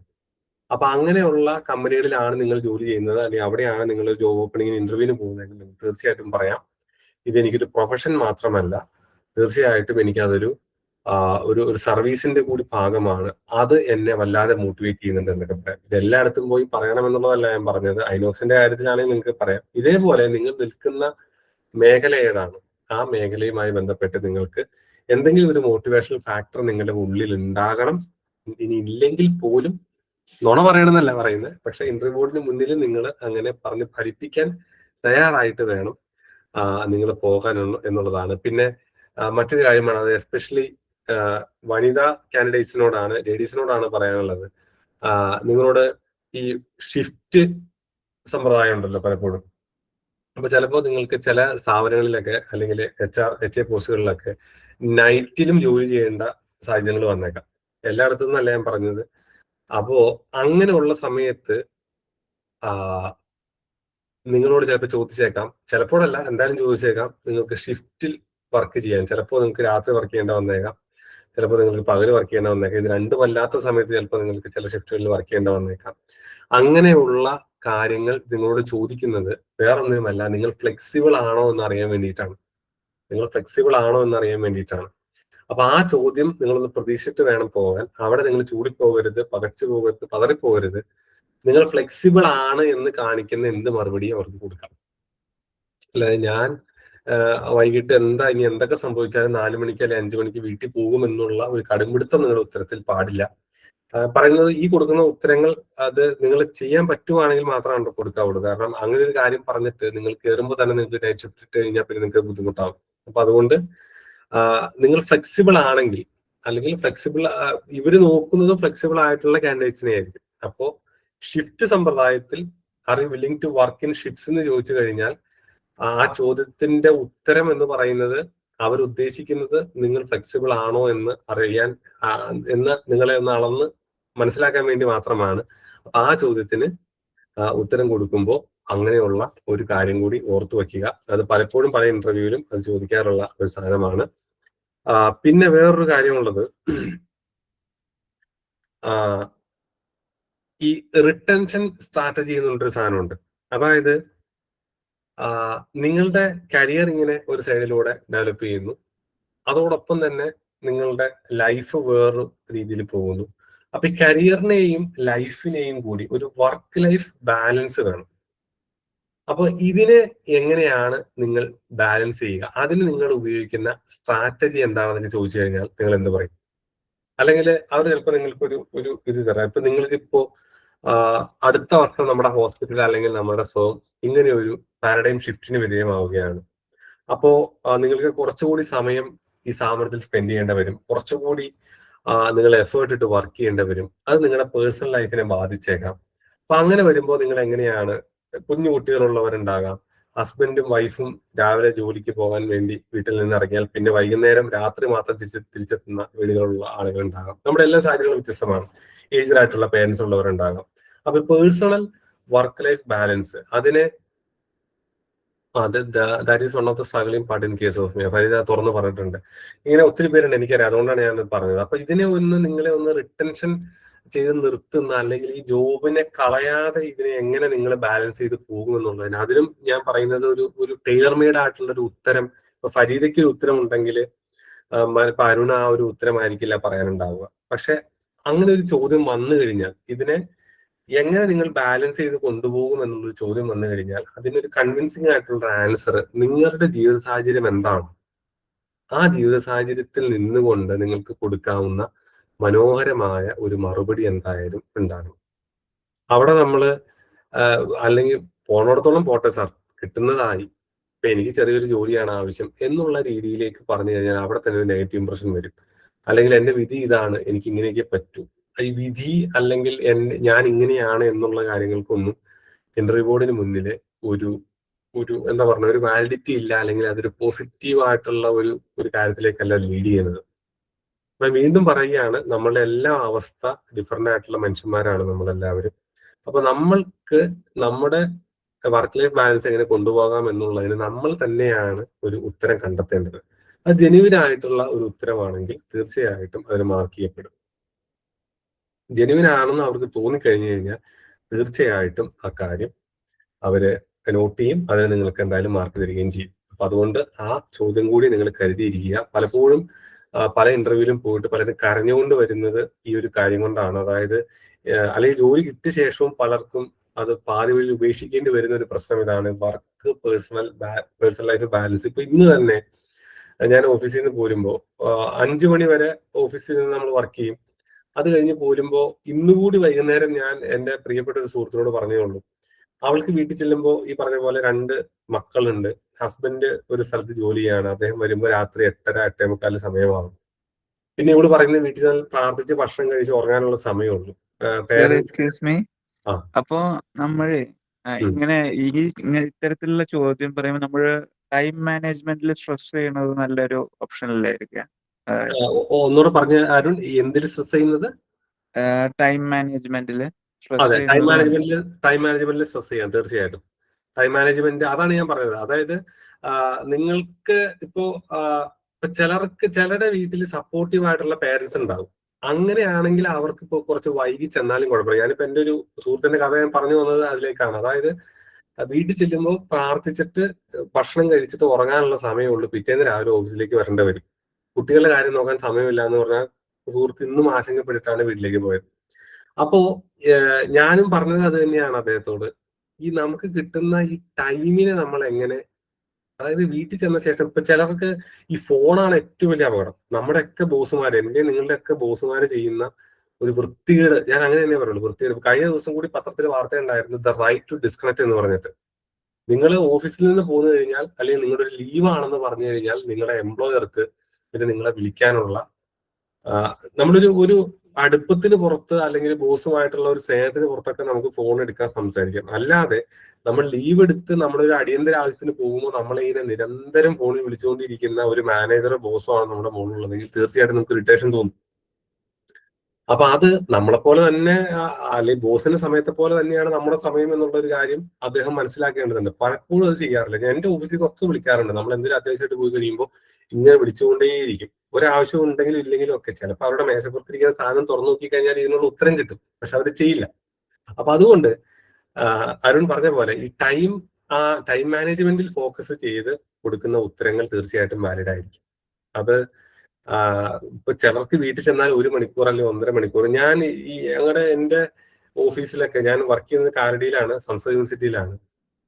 ഒരു കാലത്ത് തിരുവനന്തപുരത്ത് നിന്ന് രാവിലെ ട്രെയിനിൽ കയറി 3:30-4 മണിക്ക് ട്രെയിനിൽ കയറി 10 മണിക്ക് അങ്കമാലി റെയിൽവേ സ്റ്റേഷനിൽ ഇറങ്ങി 10:30 ഓഫീസിൽ വന്നിട്ട് വൈകുന്നേരം 4:30 ആകുമ്പോൾ ഓഫീസിൽ നിന്ന് ഇറങ്ങി 5:30 ട്രെയിനിൽ കയറി 10:30-11 മണിയാകുമ്പോൾ തിരുവനന്തപുരത്ത് പോയിട്ട് വീണ്ടും തിരിച്ചു പോരുന്ന ആളുകളുണ്ടായിരുന്നു. അപ്പോൾ അവരുടെയൊക്കെ പ്രശ്നം എന്ന് വെച്ച് കഴിഞ്ഞാൽ അവരുടെ വീട്ടിൽ പേരൻസ് ഏജഡ് ആണ്, അവർക്ക് വേറെ സപ്പോർട്ട് മെക്കാനിസം ഇല്ല എന്നുള്ളതാണ്. ഒന്ന് ആലോചിച്ച് നോക്കുക, എല്ലാ ദിവസവും തിരുവനന്തപുരം മുതൽ 5 മണിക്കൂർ ഇങ്ങോട്ടും 5 മണിക്കൂർ അങ്ങോട്ടും ട്രെയിനിൽ ഇരിക്കുമ്പോൾ തന്നെ ഒരു ദിവസത്തിന് 10 മണിക്കൂർ പോയി. പിന്നെ അവർ ഇവിടുത്തെ വർക്കോട് കൂടി കഴിയുമ്പോൾ പിന്നെ അവരെ വീട്ടിൽ ചെന്നാൽ ഒന്നിനും കൊള്ളാത്ത പരുവത്തിലായിരിക്കും വീട്ടിൽ ചെല്ലുന്നത്. അപ്പൊ അങ്ങനെയുള്ള ആളുകളുണ്ട്. അപ്പൊ അതുകൊണ്ട് നിങ്ങളത് മനസ്സിൽ കരുതുക. ഇങ്ങനെയുള്ള ചോദ്യങ്ങൾ നിങ്ങൾക്ക് വരാം. അപ്പോൾ അരുൺ പറഞ്ഞത് വളരെ നല്ല കാര്യമാണ്. ടൈമിനെ നിങ്ങൾ എങ്ങനെ മാനേജ് ചെയ്യുന്നു എന്നുള്ള കാര്യം ആ ഉത്തരത്തിൽ കൊണ്ടുവന്നാൽ ഒത്തിരി നല്ല ഒരു പോസിറ്റീവ് ഇമ്പാക്ട് നമുക്ക് ക്രിയേറ്റ് ചെയ്തെടുക്കാൻ പറ്റും. പിന്നെ വേറൊരു കാര്യമുള്ളത്, എഐയുടെ കാലമാണെന്ന് ഞാൻ പറഞ്ഞു. AI ഇതാ നമ്മൾ പറഞ്ഞു, പുതിയ സോഫ്റ്റ്വെയറുകൾ പഠിക്കേണ്ടതിന്റെ ആവശ്യകതയെ പറ്റിയിട്ട് അത് ഒരിക്കൽ കൂടി ഞാൻ എംഫസൈസ് ചെയ്ത് പറയുകയാണ്. ഇന്റർവ്യൂ ബോർഡ് എന്തായാലും നിങ്ങൾക്ക് എഐയുമായി ബന്ധപ്പെട്ടുള്ള ചോദ്യങ്ങൾ ഇനി ചോദിക്കാൻ, കാരണം ഇനിയുള്ള കാലം എഐയുടെ കാലമാണ്. അതുകൊണ്ട് ഹോസ്പിറ്റലുമായി ബന്ധപ്പെട്ട് അല്ലെങ്കിൽ HR മാനേജറുമായി നിങ്ങൾ അത് അധികവും റിക്രൂട്ട്മെന്റും എംപ്ലോയി പേറോളൊക്കെ ചെയ്യുന്ന സാധനങ്ങൾ, അല്ലെങ്കിൽ കസ്റ്റമർ മാനേജ്മെന്റ് സാധനങ്ങൾ, ലോജിസ്റ്റിക്സുമായി ബന്ധപ്പെട്ടുള്ള സാധനങ്ങൾ, ഇതിനൊക്കെ ഒത്തിരി സോഫ്റ്റ്വെയറുകൾ കഴിഞ്ഞ പ്രത്യേകിച്ച് 2022 ChatGPT ലോഞ്ച് ചെയ്തതിന് ശേഷം കഴിഞ്ഞ 3 വർഷം കൊണ്ട് വിപ്ലവകരമായ മാറ്റങ്ങൾ ഈ രംഗത്ത് വന്നിട്ടുണ്ട്. നിങ്ങളിൽ എന്നേക്കാൾ ടെക്കി ആയിട്ടുള്ള ആളുകളായിരിക്കും നിങ്ങളിൽ പലരും. അപ്പൊ അതുകൊണ്ട് ആ സംഭവങ്ങളൊക്കെ നിങ്ങളൊന്ന് മനസ്സിലാക്കണം. എഐയുമായി ബന്ധപ്പെട്ട ചോദ്യങ്ങൾ, പ്രത്യേകിച്ച് ഇവിടുത്തെ വനിതാ മെമ്പർമാരോടാണ് ഞാൻ പറയുന്നത്. നിങ്ങൾ ഫോൺ ഉപയോഗിക്കും, ശരിയാണ്, ലാപ്ടോപ്പ് ഉപയോഗിക്കും, അല്ലെങ്കിൽ സ്മാർട്ട് TV ഉള്ള വീടുകളാണെങ്കിൽ സ്മാർട്ട് TV ഒക്കെ നിങ്ങൾ ഓപ്പറേറ്റ് ചെയ്യുന്ന ആളുകളാണ്. പക്ഷെ അതിനപ്പുറത്തേക്ക് കുറച്ചുകൂടി ടെക്നോളജിയുമായി ബന്ധപ്പെട്ട് ഇതിന്റെ ലേറ്റസ്റ്റ് ഡെവലപ്മെന്റ്സ് ഒന്നുമില്ല, വെറുതെ ഗൂഗിളിൽ സെർച്ച് ചെയ്ത് കഴിഞ്ഞാൽ നിങ്ങൾക്ക് കിട്ടും. അതിനെ ഒന്ന് അപ്ഡേറ്റ് ചെയ്തതിനു ശേഷം വേണം നിങ്ങളൊന്ന് പോകാനായിട്ട്. അത് ടെക്നോളജിയുമായി അഡാപ്റ്റ് ചെയ്യുന്നുണ്ടോ നിങ്ങൾ, അല്ലെങ്കിൽ പുതിയ ടെക്നോളജിയെ നിങ്ങൾ ഉള്ളിലേക്ക് അക്സെപ്റ്റ് ചെയ്യാൻ നിങ്ങൾക്കൊരു മടിയില്ല എന്ന് അവർക്ക് ഉറപ്പുവരുത്താൻ വേണ്ടിയിട്ടാണ് അങ്ങനെയുള്ള ഒരു ചോദ്യം ചോദിക്കുന്നത്. പിന്നെ ഒരു കാര്യം വീണ്ടും പറയുകയാണ്, ഇപ്പൊ അരുണൊക്കെ അറിയാമായിരിക്കും, ഈ ടെലികോം മേഖലയിലൊക്കെ ജോലി ചെയ്യുന്ന ആളുകളാണെങ്കിൽ, അല്ലെങ്കിൽ ഹോസ്പിറ്റലാണെങ്കിൽ തന്നെയും ഇന്നലെ പറഞ്ഞൊരു കാര്യമാണ്, പേഷ്യന്റ് ഡേറ്റയുടെ കോൺഫിഡൻഷ്യാലിറ്റി മെയിൻറ്റെയിൻ ചെയ്യുക, അല്ലെങ്കിൽ കസ്റ്റമറുടെ ഡേറ്റയുടെ കോൺഫിഡൻഷ്യാലിറ്റി മെയിൻറ്റെയിൻ ചെയ്യുക എന്നുള്ളത് വളരെ ഇമ്പോർട്ടന്റ് ആണ്. അതുകൊണ്ട് ഡേറ്റ പ്രൊട്ടക്ഷൻ ലോസ് എന്ന് പറയുന്ന സാധനമുണ്ട്. അത് ഇന്ത്യയിൽ വളരെ കർശനമായിട്ട് സർക്കാർ പറഞ്ഞിട്ടുണ്ട്. പക്ഷെ അത് പാലിക്കപ്പെടുന്നുണ്ടോ ഇല്ലയോ എന്നുള്ളതൊക്കെ മറ്റൊരു ചോദ്യമാണ്. ഇപ്പൊ ഇൻസ്റ്റഗ്രാമിന്റെ ഡേറ്റാബേസ് ചോരുന്നു, വാട്സാപ്പിൻ ബിസിനസിന്റെ ഡേറ്റാബേസ് ചോരുന്നു, ഫേസ്ബുക്കിന്റെ കോടാനുകൂടി പാസ്വേഡുകൾ ചോരുന്ന ഒരു സമയത്തൊക്കെ ആണ് നമ്മൾ ജീവിക്കുന്നത്.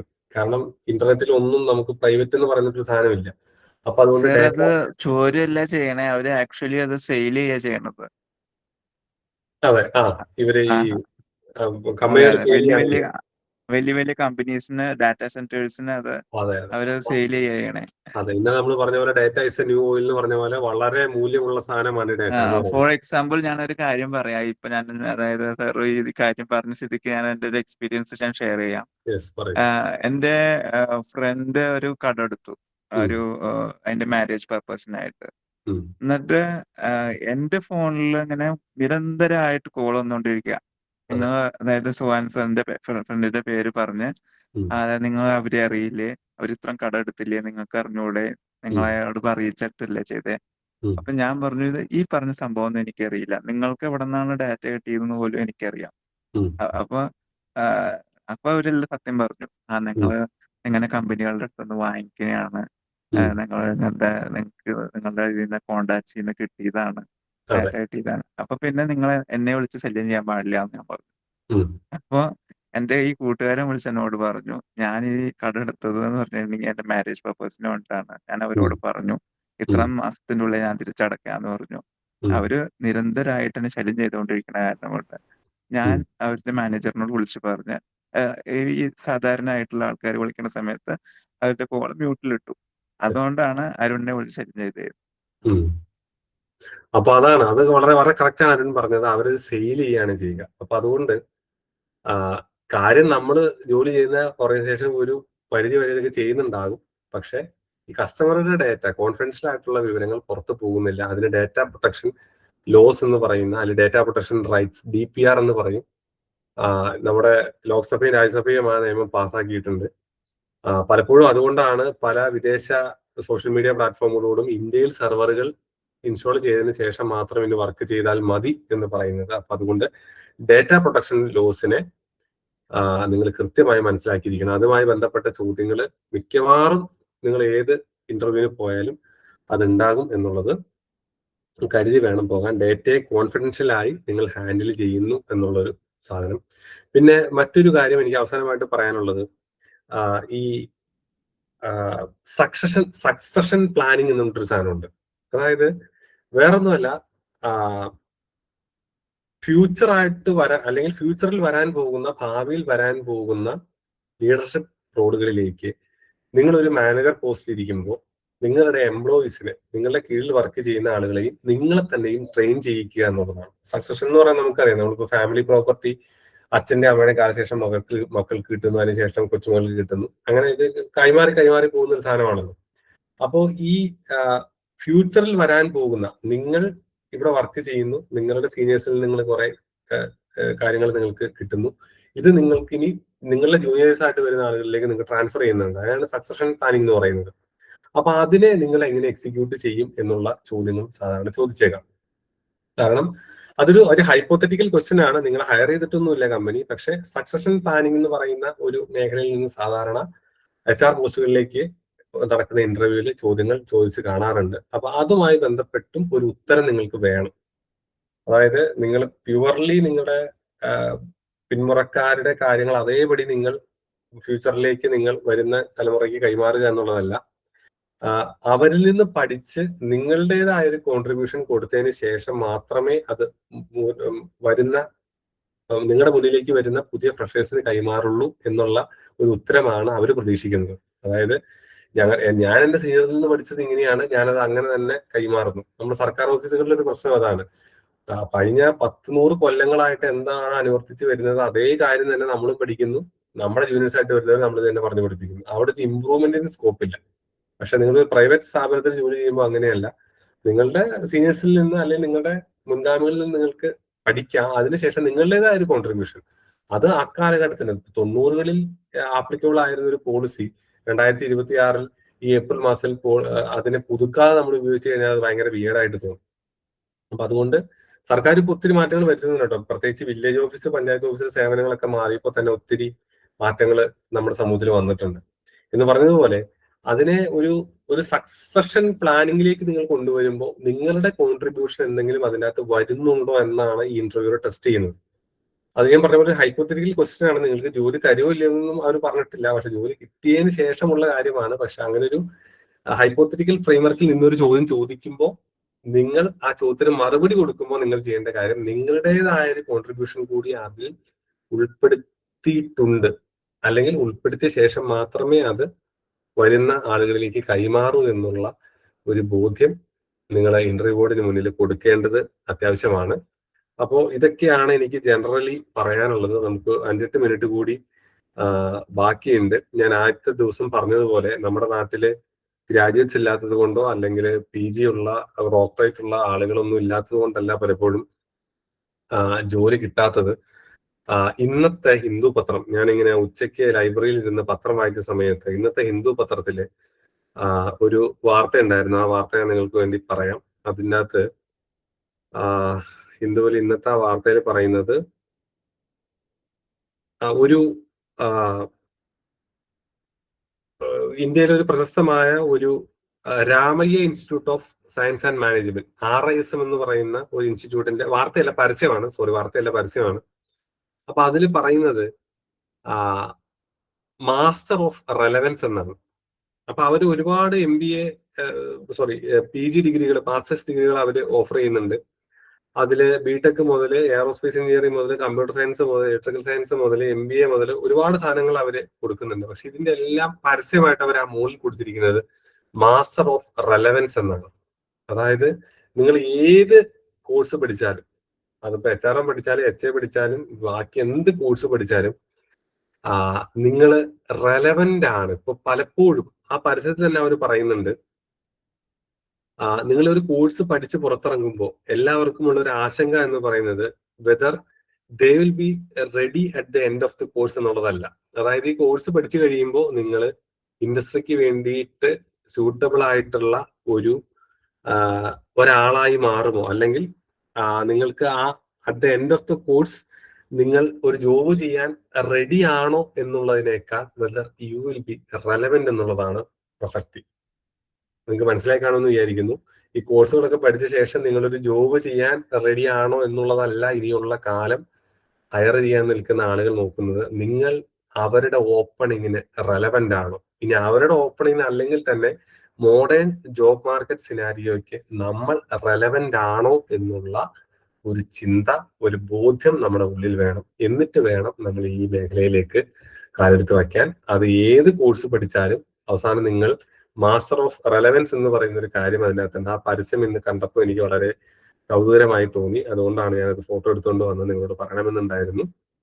അപ്പോൾ റെലവന്റ് ആയിരിക്കുക എന്നുള്ളത് വളരെ ഇമ്പോർട്ടന്റ് ആണ്. ആ റെലവൻസി കാത്തു സൂക്ഷിക്കുന്നിടത്തോളം കാലം നിങ്ങൾ ഒരിക്കലും ഔട്ട്ഡേറ്റഡ് ആയി പോകില്ല. നിങ്ങൾ അപ് ടു ഡേറ്റ് ആയിട്ട് തന്നെ മുന്നോട്ട് പോകും. നിങ്ങൾക്ക് തീർച്ചയായിട്ടും ജോബ് ഓപ്പണിങ്സ് ഉണ്ടാവുകയും ചെയ്യും. പിന്നെ ഞാൻ ആദ്യം പറഞ്ഞതുപോലെ ഇത് 1-2 ദിവസം കൊണ്ട് നിങ്ങൾ നിർത്തേണ്ട ഒരു പരിപാടിയല്ല. നിങ്ങൾ അല്ലെങ്കിൽ നമ്മൾ ഉൾപ്പെടുന്ന ആരും, ഈ ഗ്രൂപ്പിലുള്ള ആരും നിർത്തേണ്ട ഒരു പരിപാടിയല്ല ഈ ജോബ് സീക്കിംഗ് എന്ന് പറയുന്നത്. അത് തീർച്ചയായിട്ടും നിരന്തരം നിങ്ങൾ അതിന്റെ പുറകെ, ഇപ്പൊ അരുൺ തന്നെ പറഞ്ഞു പല സ്ഥാപനങ്ങളിൽ ജോലി ചെയ്തു, ജിയോയിൽ ജോലി ചെയ്തു, എത്തിസലാത്തിൽ ജോലി ചെയ്തെന്നൊക്കെ പറഞ്ഞു. ഓരോ സ്ഥാപനവും നിങ്ങൾക്ക് മുന്നിൽ തുറക്കുന്നത് എക്സ്പീരിയൻസുകളുടെ വലിയ ലോകമാണ്, ഓപ്പർച്യൂണിറ്റീസിന്റെ വലിയ വലിയ ലോകങ്ങളാണ്. അപ്പൊ അതുകൊണ്ട് ഒരു ഇനിഷ്യൽ ഓഫറിങ്, പ്രത്യേകിച്ചും കുടുംബിനികളായിട്ടുള്ള പെൺകുട്ടികളോടാണ് എനിക്ക് പറയാനുള്ളത്, ഈ ഗ്രൂപ്പിലുള്ളത്. നിങ്ങൾക്ക് എവിടെയെങ്കിലും ഒരു ജോലി, ആൺകുട്ടികൾ പിന്നെയും, ഞാൻ ജെൻഡർ ബയാസ് പറയാന്ന് വിചാരിക്കരുത്, ആൺകുട്ടികൾ പിന്നെയും കുറച്ചുകൂടി എക്സ്പ്ലോർ ചെയ്യുന്ന ഒരു സ്വഭാവമുള്ള ആളുകളാണ്. നിങ്ങൾക്ക് വീടിനടുത്തൊരു ജോലിയുണ്ട്, നിങ്ങൾക്ക് അത്യാവശ്യം നിങ്ങളുടെ കാര്യങ്ങൾ നോക്കി കഴിയാൻ പറ്റുന്ന ഒരു സാലറി ഉണ്ട് എന്ന് കരുതി ഒരിക്കലും നിങ്ങൾ അവിടെ നിങ്ങളുടെ സ്വപ്നങ്ങളെ നിങ്ങൾ ഉപേക്ഷിച്ച് അവിടെ നിൽക്കരുത്. You should aspire for more. തീർച്ചയായിട്ടും നിങ്ങൾക്ക് മുന്നിൽ ഒരു വലിയ ലോകം തുറന്നു കിടക്കുന്നുണ്ട്.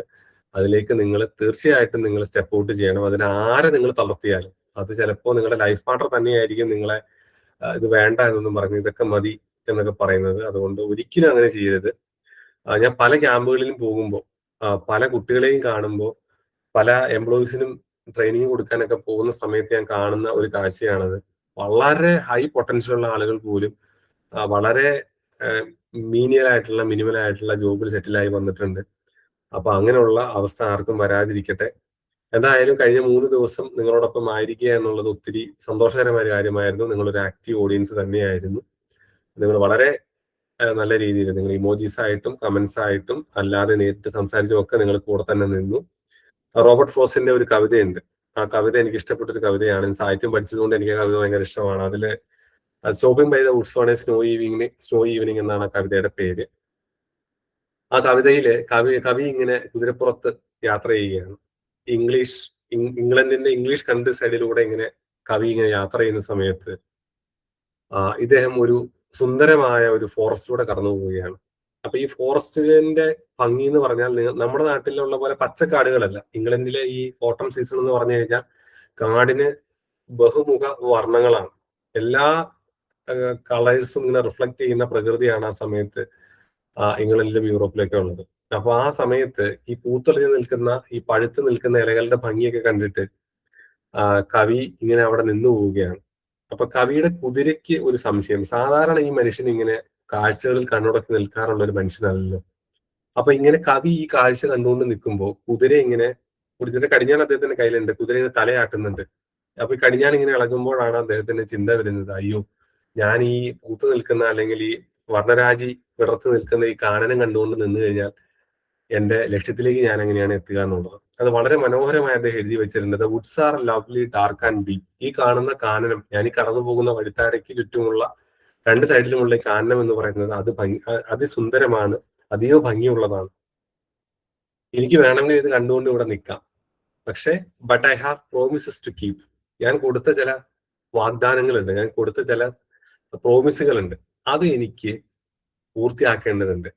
And miles to go before I sleep. ഞാൻ ഉറങ്ങുന്നതിന് മുമ്പ് എനിക്ക് ഒത്തിരി കാതങ്ങൾ മുന്നോട്ട് പോകേണ്ടതുണ്ട് എന്നാണ് അദ്ദേഹം എഴുതി വെച്ചിട്ടുള്ളത്. പല ടൂറിസ്റ്റ് ബസ്സുകളുടെയും ബാക്കിൽ നിങ്ങൾ എഴുതി വെച്ചിരിക്കുന്നത് കാണാം, miles to go before I sleep എന്നുള്ളത്. അത് നമ്മുടെ നാട്ടിൽ ഒത്തിരി വണ്ടികളുടെ പുറകിൽ ഞാൻ കണ്ടിട്ടുണ്ട് അങ്ങനെ. അത് ഈ കവിതയുടെ അവസാന വരികളാണ്. The woods are lovely dark and deep but I have promises to keep and miles to go before I sleep. കാതങ്ങൾ താണ്ടണം സന്ധ്യയാകും മുന്നേ. നമുക്ക് എല്ലാവർക്കും ജീവിതത്തിൽ സന്ധ്യ എന്ന് പറയുന്ന, നമ്മളൊക്കെ അന്ത്യവിശ്രമം കൊള്ളുന്ന ഒരവസ്ഥ ഉണ്ടാകും. അപ്പോൾ ഈ ലോകത്തോട് നമ്മൾ യാത്ര പറയുന്നതിന് മുമ്പ് മാക്സിമം നമ്മുടെ പൊട്ടൻഷ്യലിൽ നമ്മൾ വർക്ക് ചെയ്ത് നമ്മുടെ കഴിവുകൾ സമൂഹത്തിന് ഉപയോഗപ്പെടുത്തുന്ന ആളുകളായി നമ്മൾ മാറാൻ ശ്രമിക്കുക. ഒരിക്കലും നമ്മൾ പോകുന്ന വഴിയിൽ 2 സൈഡിലും നമ്മളെ ഡിസ്ട്രാക്ട് ചെയ്യുന്ന, നമ്മളെ പുറകോട്ട് വലിക്കുന്ന, അല്ലെങ്കിൽ മായിക ഭംഗി കൊണ്ട് നമ്മളെ മുന്നോട്ട് പോകാൻ പറ്റാത്തവണ്ണം നമ്മളെ തളച്ചിടുന്ന ഒത്തിരി കാര്യങ്ങൾ നമ്മുടെ ജീവിതത്തിൽ നമ്മൾ ഈ പാതയ്ക്ക് ഇരുവശവും കാണും. പക്ഷെ അവിടെ ഒന്നും കണ്ണുടക്കി നിൽക്കാതെ ഒരു ലക്ഷ്യമുണ്ട്, ആ ലക്ഷ്യത്തിലേക്ക് നിങ്ങൾ നടന്നെടുക്കുക. ഈ കഴിഞ്ഞ 3 ദിവസം നമ്മൾ ഡിസ്കസ് ചെയ്ത കാര്യങ്ങൾ എന്തായാലും നിങ്ങൾക്ക് ഉപകാരപ്പെടുമെന്ന് തന്നെയാണ് എൻ്റെ ഒരു ചിന്ത. ഒരു ഇന്റർവ്യൂവിന് അല്ലെങ്കിൽ മറ്റൊരു ഇന്റർവ്യൂവിൽ തീർച്ചയായിട്ടും നിങ്ങൾക്ക് ഇതിന്റെ നമ്മൾ ഡിസ്കസ് ചെയ്ത ക്വസ്റ്റ്യനുകളിൽ ഏതെങ്കിലുമൊക്കെ നിങ്ങൾക്ക് എന്തായാലും ഉണ്ടാകും. ആ ചോദ്യങ്ങൾക്ക് നിങ്ങൾ കൃത്യമായി ഉത്തരം പറയണം. ഇത്രയും നമ്മൾ ഡീറ്റെയിൽ ആയി സംസാരിച്ചിട്ടും ഇനി ആ ചോദ്യങ്ങൾ തന്നെ വന്നാൽ തന്നെ നിങ്ങൾ അത് തെറ്റിക്കുന്ന ഒരവസ്ഥ ഉണ്ടാകരുത്. കൃത്യമായി പഠിച്ചിട്ട് പോവുക, ടെൻഷനൊന്നും വേണ്ട. എന്തായാലും എത്രയും വേഗം എല്ലാവരും പ്ലേസ്ഡ് ആവട്ടെ എന്ന് പ്രാർത്ഥിക്കുന്നു, ആശംസിക്കുന്നു. എല്ലാവരും നമ്മൾ നേരുകയാണ് എപ്പോഴെങ്കിലും ഒക്കെ. പിന്നെ എൻ്റെ ഒരു ഇൻസ്റ്റഗ്രാം പേജ് ഉണ്ട്, ഷാരോൺ കെ മീരാൻ എന്നാണ് എൻ്റെ പേര്. ഇൻസ്റ്റഗ്രാമിൽ കെ മീരാൻ ഷാരോൺ അല്ലെങ്കിൽ ഷാരോൺ കെ മീരാൻ എന്ന് സെർച്ച് ചെയ്ത് കഴിഞ്ഞാൽ നിങ്ങൾക്ക് കാണാൻ പറ്റും. അതിൽ ഞാൻ കുറച്ച് മോട്ടിവേഷണൽ ടോക്കുകൾ, ഞാൻ അധികം കാലമായില്ല തുടങ്ങിയിട്ട്, കുറച്ച് മോട്ടിവേഷണൽ വീഡിയോസും ഇൻസ്പിറേഷണൽ വീഡിയോസ് ഒക്കെ ഞാൻ ചെയ്തിടാറുണ്ട്. എപ്പോഴെങ്കിലും സമയമുണ്ടെങ്കിൽ അതിലൊക്കെ ഒന്ന് കയറി നോക്കിക്കഴിഞ്ഞാൽ പുതിയ വീഡിയോസ് ഒക്കെ നിങ്ങൾക്ക് കാണാൻ പറ്റും. ഷാരോൺ കെ മീരാൻ എന്ന് സെർച്ച് ചെയ്താൽ മതി, നിങ്ങൾക്ക് കിട്ടും. Thank you so much. ഒത്തിരി നന്ദി. നിങ്ങൾ എന്നോട് പറയുന്നുണ്ട്, ഞാനും നിങ്ങളോട് നന്ദി പറയുകയാണ്. You are a wonderful audience. സമാധാനമായിട്ടിരിക്കുക. എല്ലാവരും ഭക്ഷണം കഴിഞ്ഞ് സമാധാനമായി കിടന്നുറങ്ങുക. നാളെ മുതൽ നമ്മൾ ഈ പറയുന്ന ജോബ് സീക്കിങ്ങിലേക്ക് നമ്മൾ ഇറങ്ങുകയാണ്. Thank you. എന്തെങ്കിലും സംശയങ്ങൾ ഉണ്ടെങ്കിൽ ഇൻസ്റ്റാഗ്രാമിൽ മെസ്സേജ് അയക്കാം, അല്ലെങ്കിൽ സ്മാർട്ട് ശ്രീയുമായി ബന്ധപ്പെടാം. അതോടൊപ്പം തന്നെ സ്മാർട്ട് ശ്രീയുടെ പ്രസീത മാമിനും ജയദേവ് സാറിനും നന്ദി പറയുകയാണ്. അവർ ഏറ്റെടുത്തിരിക്കുന്ന ഒരു മിഷൻ ഉണ്ട്, ആ മിഷൻ അവർ വളരെ കൃത്യമായിട്ട് കൊണ്ടുപോകുന്നുണ്ട്. 3ാമത്തെ ബാച്ചാണിത്. അപ്പോൾ എല്ലാവർക്കും എല്ലാവിധ ആശംസകളും നമ്മളും നേരുന്നു. Thank you.